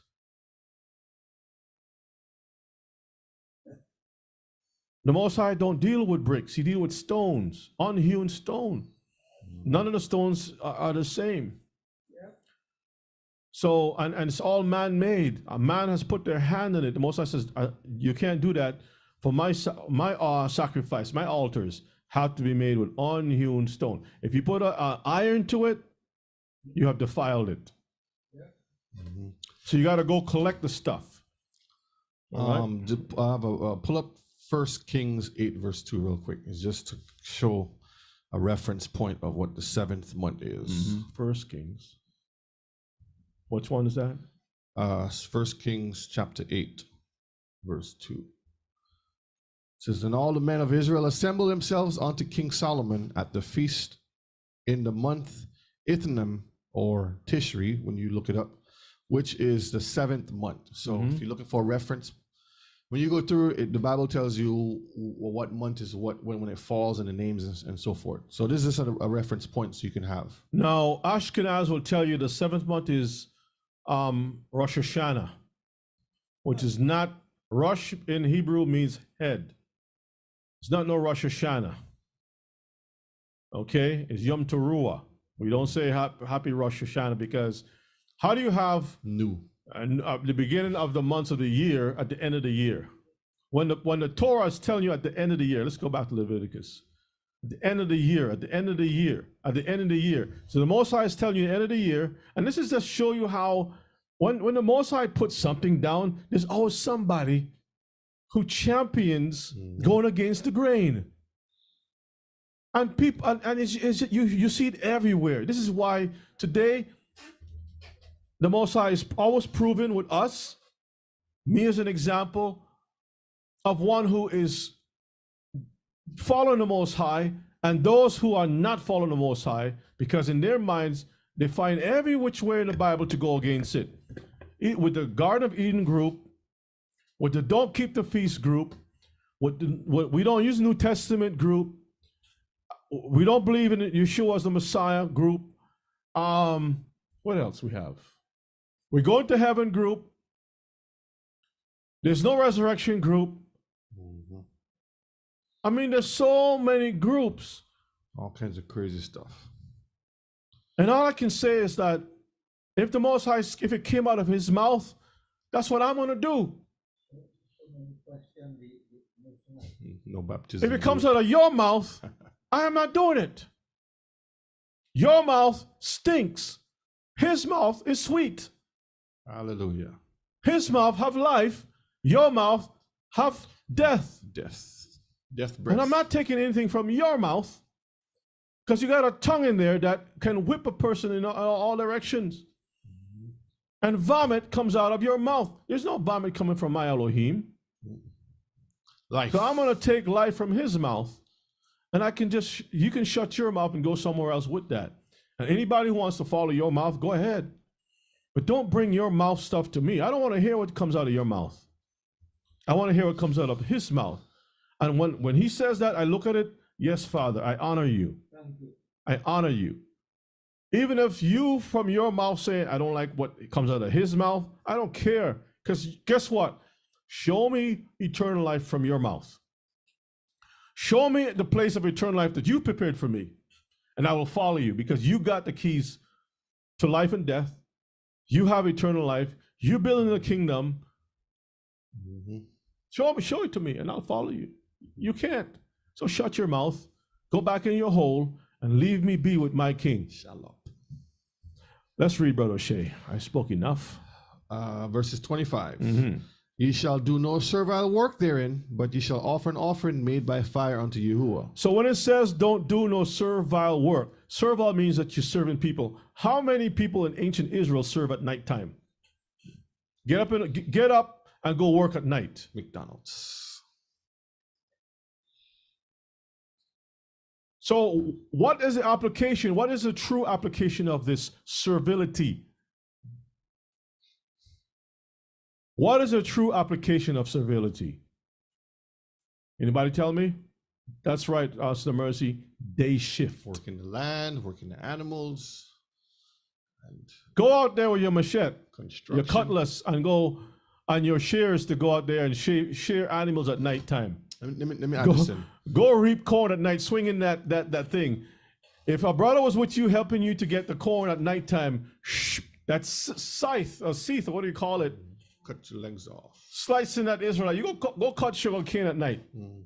But this is why today we have such a problem with the Most sickle. High's calendar, because the heathens have taken this and made it into a monetary gain by making 24-hour shifts, putting lights all over the place. You can work at all kinds of hours. And now everything has changed now. So people who are growing up in today's world cannot understand yesterday's world. So they're looking through the glasses again of westernized eyes to see and understand what the Most High is telling us to do. But it's simple. It's just like how today you have, and this is no slight on you sisters, so please don't take this the wrong way. You have modern women looking for old-fashioned men. In other words, you want to expect all practices of the Tanakh, but you want to modernize it by thinking from a modern mindset. It's not going to work. If you're going to go back to the Tanakh, you have to also go back to the agrarian mindset of that time. That's the only way it will work. This is why there's always a clash of civilization. Yes, Ima, what's your Ima? John 11:9. Okay. Everybody good so far? Yeah. But you want to stop? John 11:9. Well, we'll eat because we're not having any Friday Night Live tonight, remember? John 11:9. John 11:9. Let's read. Book of St. John, chapter 11 and verse 9. 9 and 10. 9 and 10. Yeshua answered, Are there not 12 hours in the day? In the what? In the day. In the day. If any man walk in the day, In the what? the day, Walking in the day. he stumbleth not, Uh-huh. because he seeth the light of this world. He seeth light. And yes, it's a reference to him, but how can the people understand this without cultural things that they're already doing around them? 10. But if a man walk in the night, he stumbleth, He stumbleth, right? Go ahead. because there is no light in him. So he must do the work of the one who sent him. And when does he do the work? Basically in a day. So there might be some exceptions, like soldiers and watchmen and stuff like that. Shepherds being out at night because they have no choice. But nobody goes out farming at nighttime unless you're picking mushrooms. And that was not part of Israelites' diet either.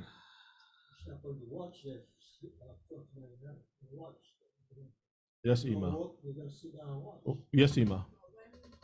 Speaking to the mic. When he was speaking to the Hebrews, to the Israelites, to the Jews, those days that they had no light, no lamp poles, as you spoke before, to do anything. When night come, as you That's right. You know how expensive it is for you to get oil and light oil on every post. Like you're gonna go out there and put a post everywhere in Israel.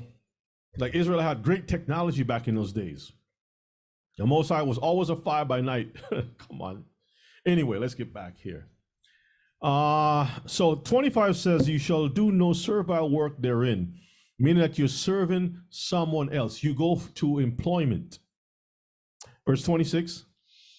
And you will speak unto Moses, saying, Also on the 10th day of this 7th month, there shall be a day of atonement. It shall be a holy convocation unto you, and ye shall afflict your souls and offer an offering made by fire unto Yahuwah. And ye shall do no work in the same day. In that same day. Read. For it is a day of atonement, to make an atonement for you before Yahuwah your Elohim. For whatsoever soul it be that shall not be afflicted in that same day, he shall be cut off from among his people. And whatsoever soul it be that doeth any work in that same day, the same soul will I destroy from among his people. Ye shall do no manner of work. No kind of work. It shall be a statute forever throughout your generations in all your dwellings. So it means that you can't work for yourself and you can't work for anyone else. No manner of work, no type of work. You stop everything that you're doing. No washing dishes, no washing clothes, none of that stuff. Okay. Verse 32. It shall be unto you, verse 32, a Shabbat of rest, and ye shall afflict your souls in the 9th day of the month at evening. When? At evening. Let's say today is the 9th day. At evening is still part, the evening when the sun set is still part of the 9th, number 9. Read on. And, okay, evening, from evening unto evening shall ye celebrate your Shabbat. So wait a minute. So they take Go back here. It says on the 10th day. Where is it? Right here. Verse 27. The 10th day. But the 10th day, he says, from the evening of the 9th day. From even to even. So if you start on the evening of the 9th, throughout that whole night, and when the sun rises, that's the 10th day. Continue. All the way until the sunset on the 10th day. When the sun set on that evening, you stop from your atonement. Does that make sense, brothers and sisters? That's right, House of Yehuda. It's the 24-hour period of time. And that's the only reference in the scripture about evening to evening. That's right. That's right. Because if today, let's say today, this is Friday, and they're going to keep the Shabbat. This is still part of Friday. When the sun set, that's still part of Friday. So they would start now, and they'll keep it until the next. This is backwards. It's backward. Because they're using two calendars. They're going back and forth to keep the Most High's feast days, and then switch back to the Roman calendar. That's what I always ask them when people come to me and say, we keep the feast days, but we follow the Gregorian Saturday Shabbat. And I said, that makes no sense, because if you're going to say, okay, let's just use the heathens term April. They use April as the first month of the year. But then they're going to go back to Saturday as their Shabbat. What sense does that make? You either do it all the way, or you don't do it at all. That's right. It's confusion. So that's why it's important. Go check out the classes. We spend more time, dealing with the luminaries and explaining certain things. Hopefully, it'll help. If not, no, I understand about people and their jobs, because we've already covered that also. We're in diaspora, I understand that, but you got to cry out like that woman who has been forced into a sexual encounter that she did not want to engage herself in. We don't want to engage ourselves in these things, but we are forced sometimes in these situations. So what do? We cry out to our King. All right. Let's read on so we can finish this up. Verse 32. It shall be unto you a Shabbat of rest. I think we read that already. Okay. Verse 30. Okay, let's keep on down here. Let's read 34. Verse 34. Speak unto the children of Israel, saying, the 15th day of this 7th month shall be the feast of tabernacles for 7 days unto Yahuwah. On the first day shall be a holy convocation. Ye shall do no servile work therein. 7 days ye shall offer an offering made by fire unto Yahuwah. On the 8th day shall be a holy convocation unto you. And yes, when it talks about the fire part, we understand that part's on hold. So for those who are hearing this, we're not doing the fire part for now. On the 8th day shall be a holy convocation unto you, and ye shall offer an offering made by fire unto Yahuwah. It is a solemn assembly, and ye shall do no servile work therein. All right. So you see, the first day, the 7th month, you got the 15th day of the 7th month shall be the Feast of Tabernacles for 7 days. The first day will be a holy convocation.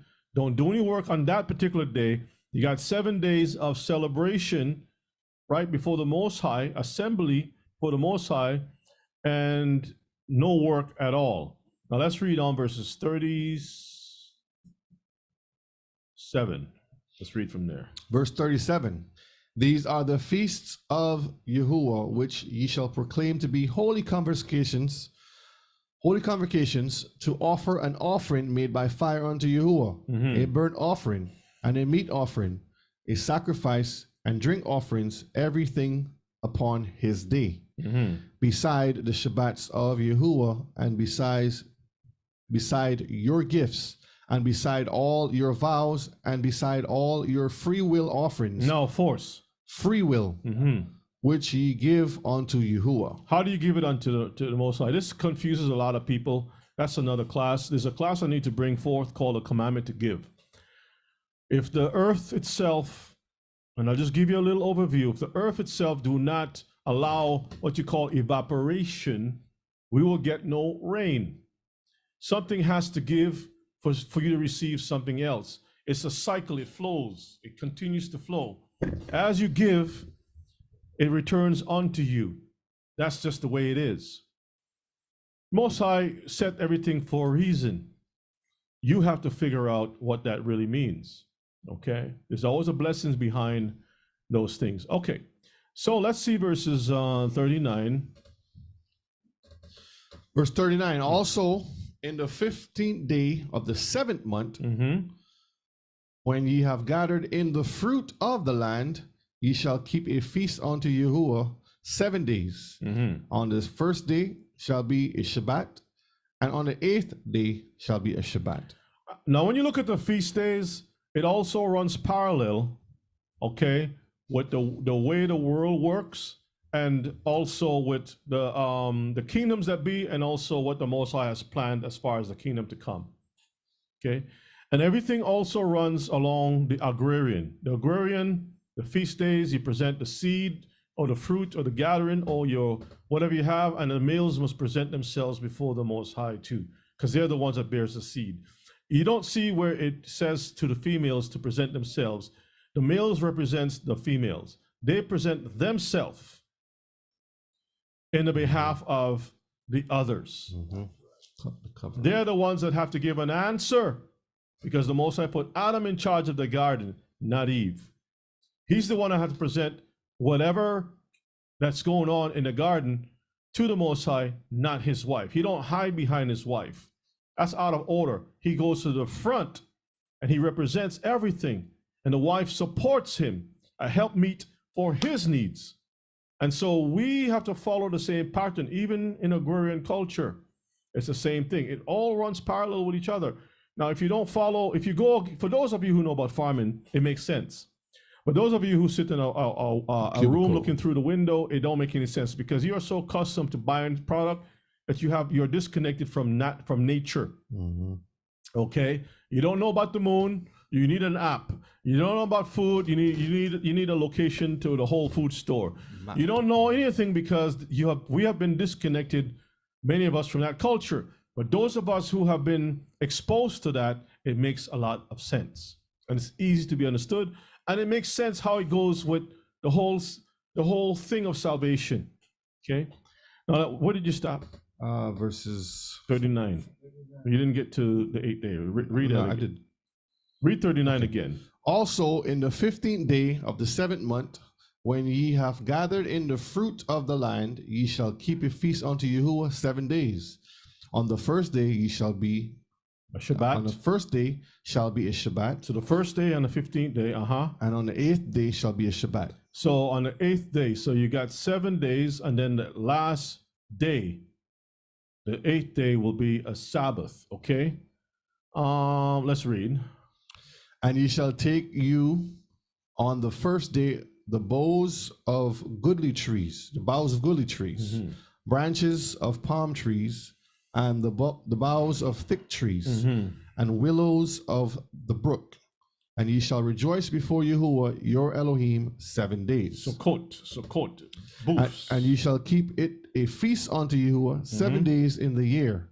It shall be a statute forever in your generations. Ye shall celebrate it in the 7th month. Mm-hmm. In Continue. the 7th month. Okay. Yeah, read on. Ye shall dwell in booths 7 days. All that are Israelites born shall dwell in booths, Mm-hmm. that your generation may know that I made the children of Israel to dwell in booths. Mm-hmm. When I brought them out of the land of Egypt, I am Yahuwah, your Elohim.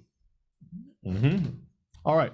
So let's go to I think it's Exodus. And then I want you to pull up one for me too. Psalms. Okay, I'll pull it up for you now. Psalms what? 104, verse 23. Psalms 104, verse 23. It's just talking about the night and the day, working and stuff like that. Mm-hmm. And verse 23. 23. All right. It says, Man goeth forth unto his work, and to his labor until the evening.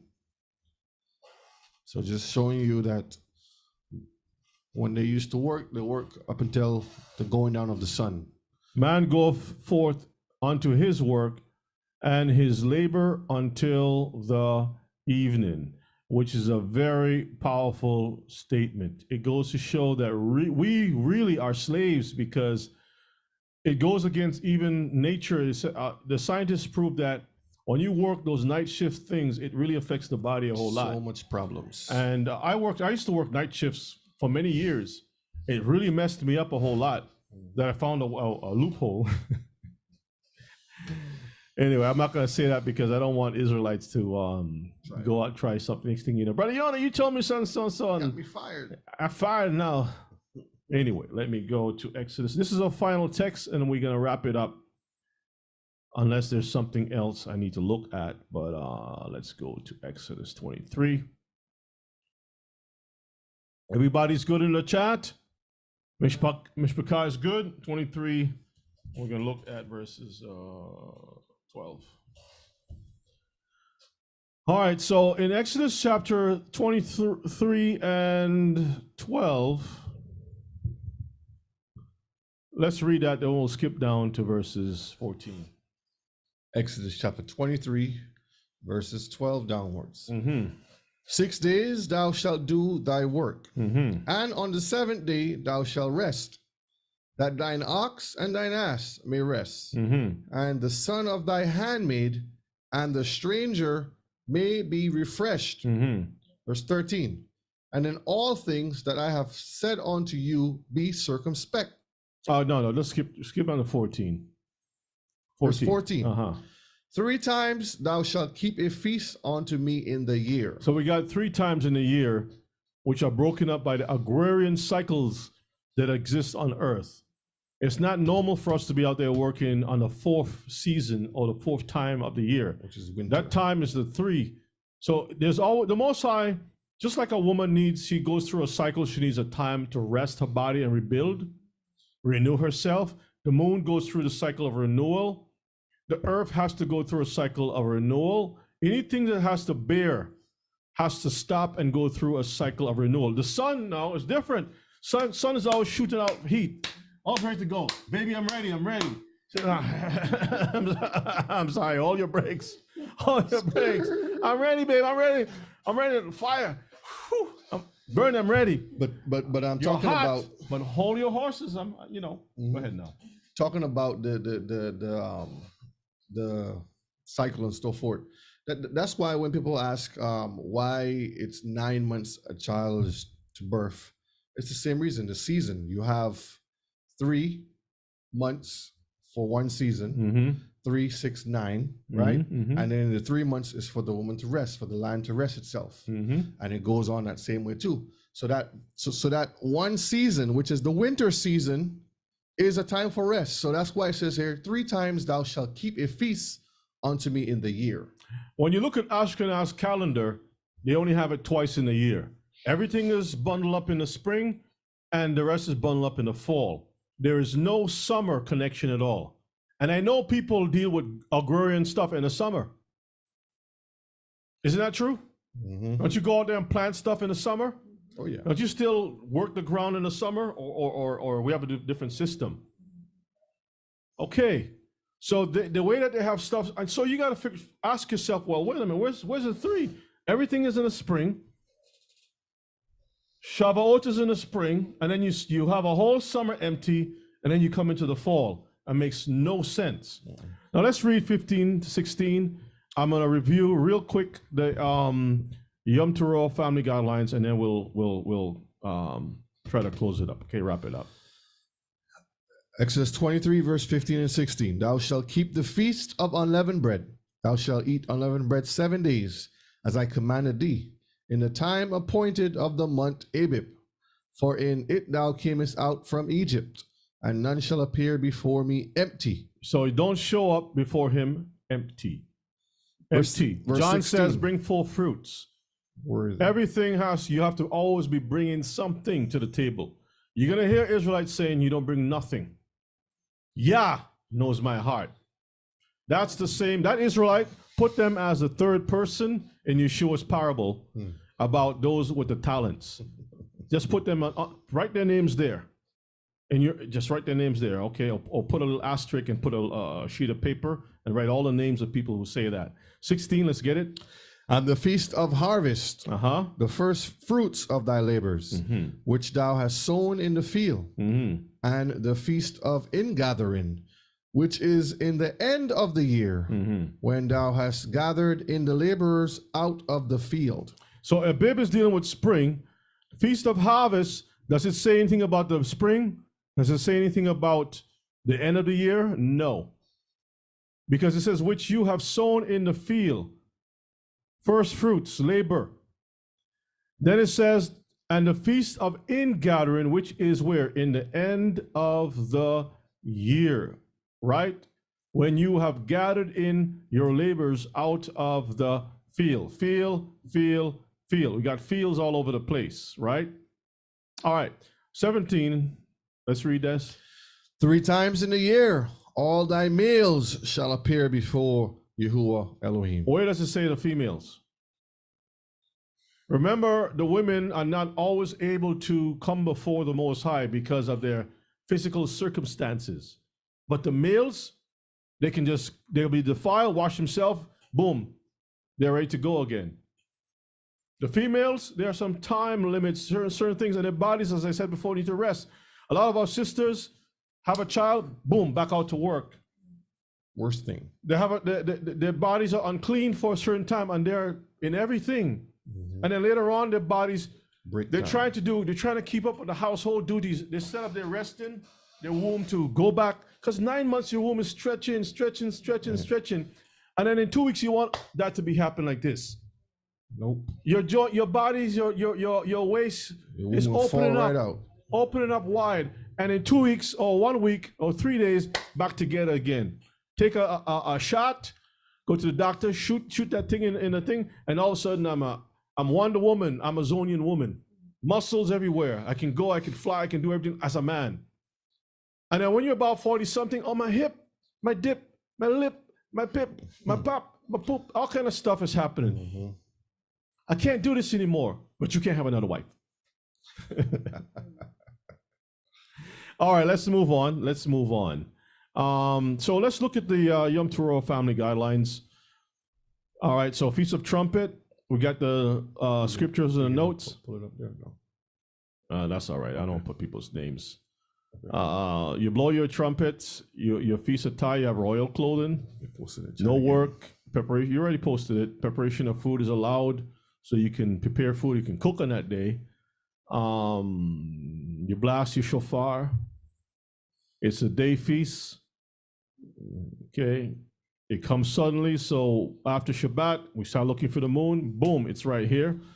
Don't go out shopping for stuff. When Shabbat is over this evening, go out if you have to, and you can buy your wine, you can buy your food that you have to cook, whatever you got to do, you can do it tonight.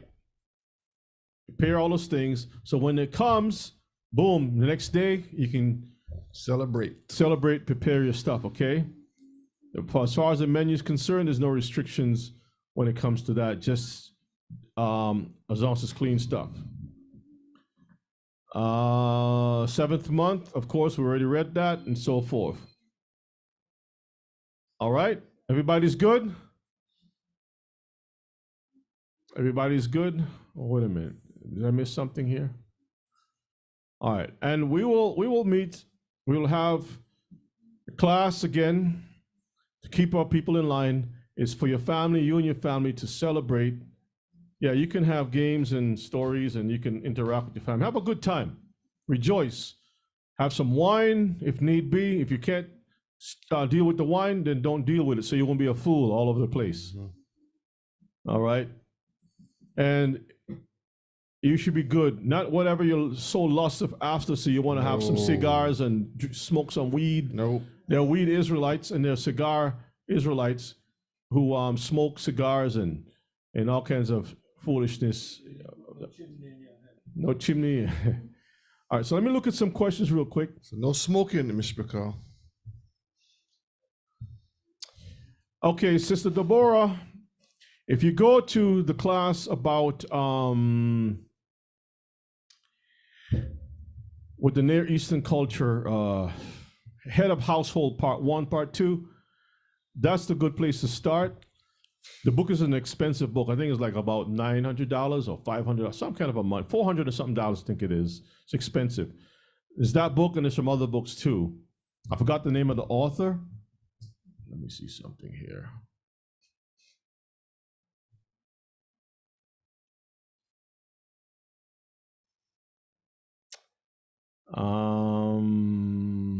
I'm going to bring all that information out so you'll be able to get that. But if you go to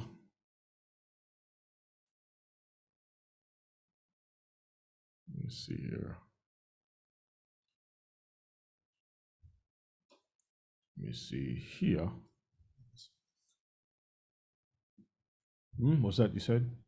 I was reading the chat. Someone says Raymond Westbrook. Yes, that's the person, Westbrook. All right, here's an article that I can look at. It's called The Legal Status of Barren Wives in Ancient Near East, CBE International. This is a PDF that I pulled off this website. The Legal Status of Barren Wives in the Near East. Talk about biblical narratives of barren wives such as Sarah, Rebecca, Rachel, Hannah, and the mother of Samson paint a picture of God's sovereignty and faithfulness to fulfill promises of a burgeoning nation. In these narratives, the modern reader encounters polygyny and palocity, wife rivalry, parental treatment of certain wives and their children, and divorce, all of which are seemingly at odds with our biblical notion of marriage, our biblical notions of marriage, divorce, and ethical treatment of others. Though scripture is mostly silent on the ramifications of barrenness, it is possible to look beyond the biblical witness to a broader ancient culture in order to understand its impact both on the women involved and society as a whole. Ancient legal, mythical, ritual, and medical records not only provide us with the broader cultural understanding of barrenness, but also at times mirror some of the personal and spiritual responses found in the biblical material as a means of further understanding how this malady, impacted ancient Near Eastern civilization. This article focuses on barrenness. In legal records, okay? Akkadian legal material, where Abraham was around that same area, often signifies the biological status of the barren wife with the phrase, the one who has not borne children. Her title is often simply wife. If she is the first of multiple wives, however, she is often distinguished as first-ranking wife or wife of equal status. A barren wife represents similarly insurmountable obstacle to one of the primary functions of marriage, to produce heirs capable of assisting with the substance and economic stability of the family. One could even say that in some situation, a childless marriage was not a full-fledged marriage. Y'all see that? Mm-hmm. What avenues are left for a barren wife to secure her future? While the most obvious solution would be to adopt a child, A variety of legal parameters protecting a first-ranking wife suggest alternative options, such as taking a second wife to provide a biological heir. However, taking a second wife is far more likely to threaten the status of the first-ranking wife than adopting an heir. Thus, it is beneficial to study the marriage allowances and limitations concerning a barren wife found in extant legal collections. Right. So the article goes on into all of these things here with the wives and taking on a second wife, and if the one becomes sick or disease, she can't fulfill her duty. You take on a second wife, and just a whole lot of different things that is from the cultures of that region. That's another class by itself, and it helps to bring more light, okay, to what we read in the scriptures. All right, even with sisterhood and things of that nature. All right, so I'm going to close this out. I don't want to be too long-winded. Put that link in the chat. Everybody wants to get that link. I was trying to get it. What's that? The link you just finished reading? You put it in the chat? No, I'm trying to get it to pull it. Well, what was it so I can put it in the chat? I just had it up, Brother Shay. They Yeah, can snapshot the thing and. All right. I don't have the link in front of me, but I'm just going to copy this and post this in the chat. Let me see. Where is the chat? Right here. Give me 1 second, brothers and sisters. And boom. That's an article, okay, from a Christian standpoint, giving you historical accounts of Near Eastern culture, where how things operated. And I'll get into some more from different perspectives so you can get a full, four-dimensional aspect of what the Torah is saying, because sometimes it seems like that's all we need. We need more information to just to do what the Most High say to do. And even if you put everything on the table, most of the people are looking for a way out from keeping what the Most High said to do. That's all it is. All right, so Sister Deborah, I hope that answers your question. Is there such a thing, Brother Darren from Montserrat, such a thing as transition days? Like when the moon, think of transition days. I hope this is what you're referring to. Think of transition days like when you're driving a car, and in Montserrat, I'm sure you have mountains and hills. You got to go around a curve. When you're driving straight down the road, you're driving, let's say, 50 miles an hour. But when you're making a turn around the corner, you cut that thing almost half or less than half. You're not going at the same speed, but you're making a turn. And as you're making a turn, it takes a little bit longer, right? A little bit longer, almost equivalent, twice as long as if you were going in a straight line. So the moon going a certain way, when it's making that change, now it has to, it's like it's changing, it's slowing down. The days may, sometimes you have a longer before the moon actually shows that sliver of light. Okay? I hope that you're able to see that. Brother Pinker says, some Christian women want ancient blessings but don't want to accept the curses. Yep, that's right, brother. Let me say it one more time. Some Christian women want, and some Christian men too, because there are men who combat me on this issue. Some Christian men and women want ancient blessings but don't want to accept the curses. Okay?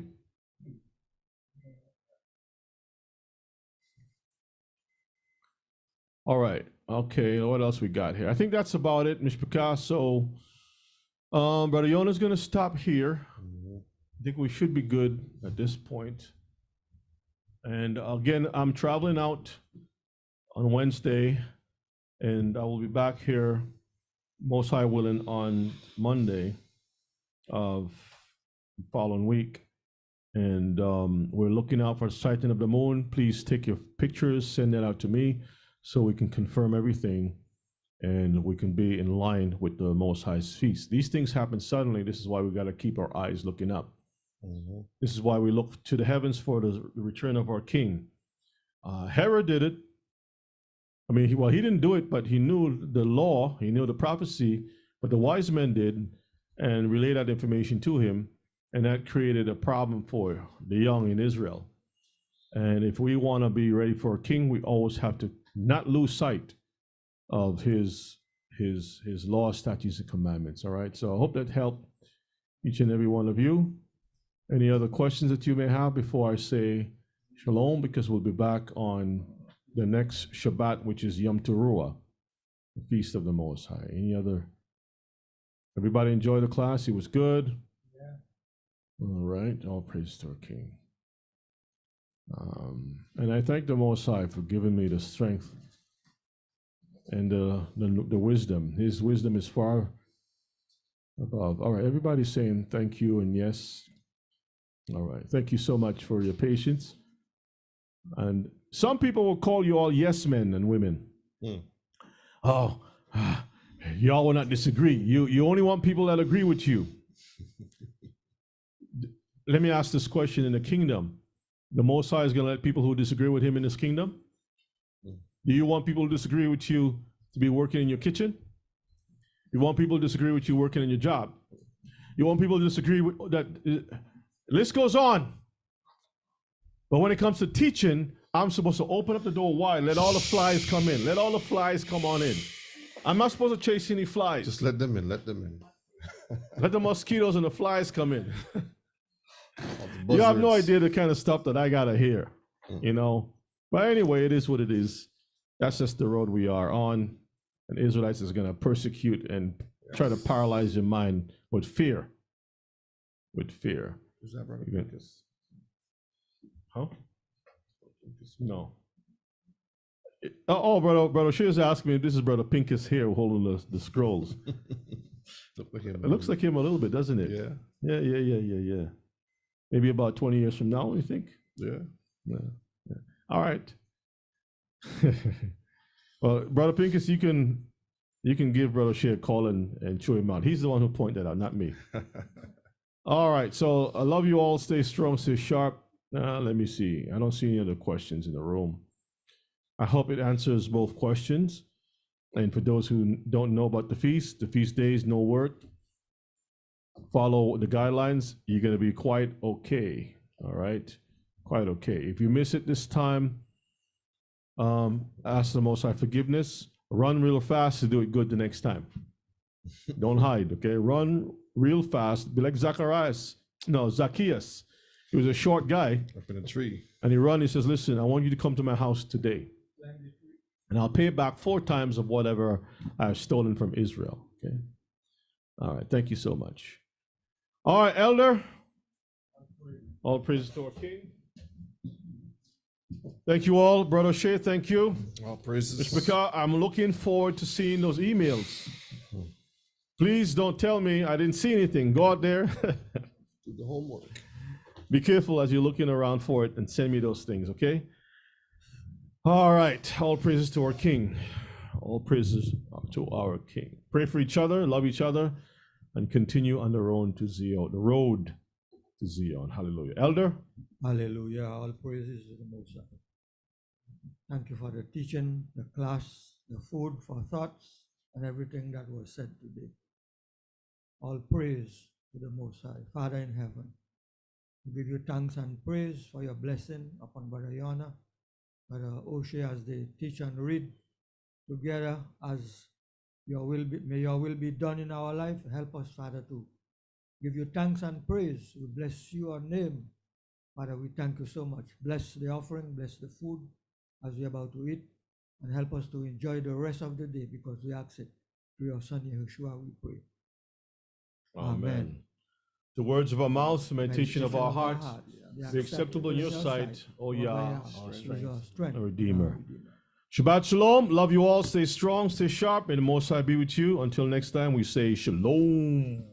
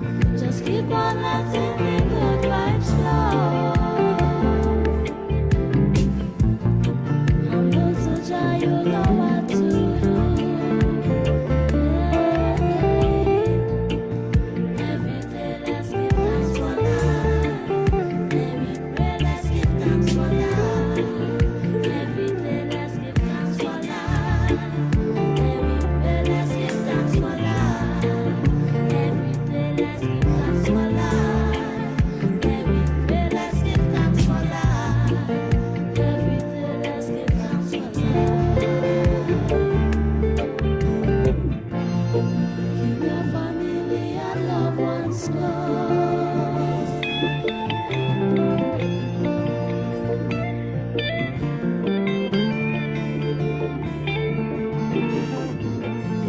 Simplicity is a brighter world. The simpler things can bring us great mirth. So through the hills and valleys go through. We got so much to be thankful for. The first and everything else after.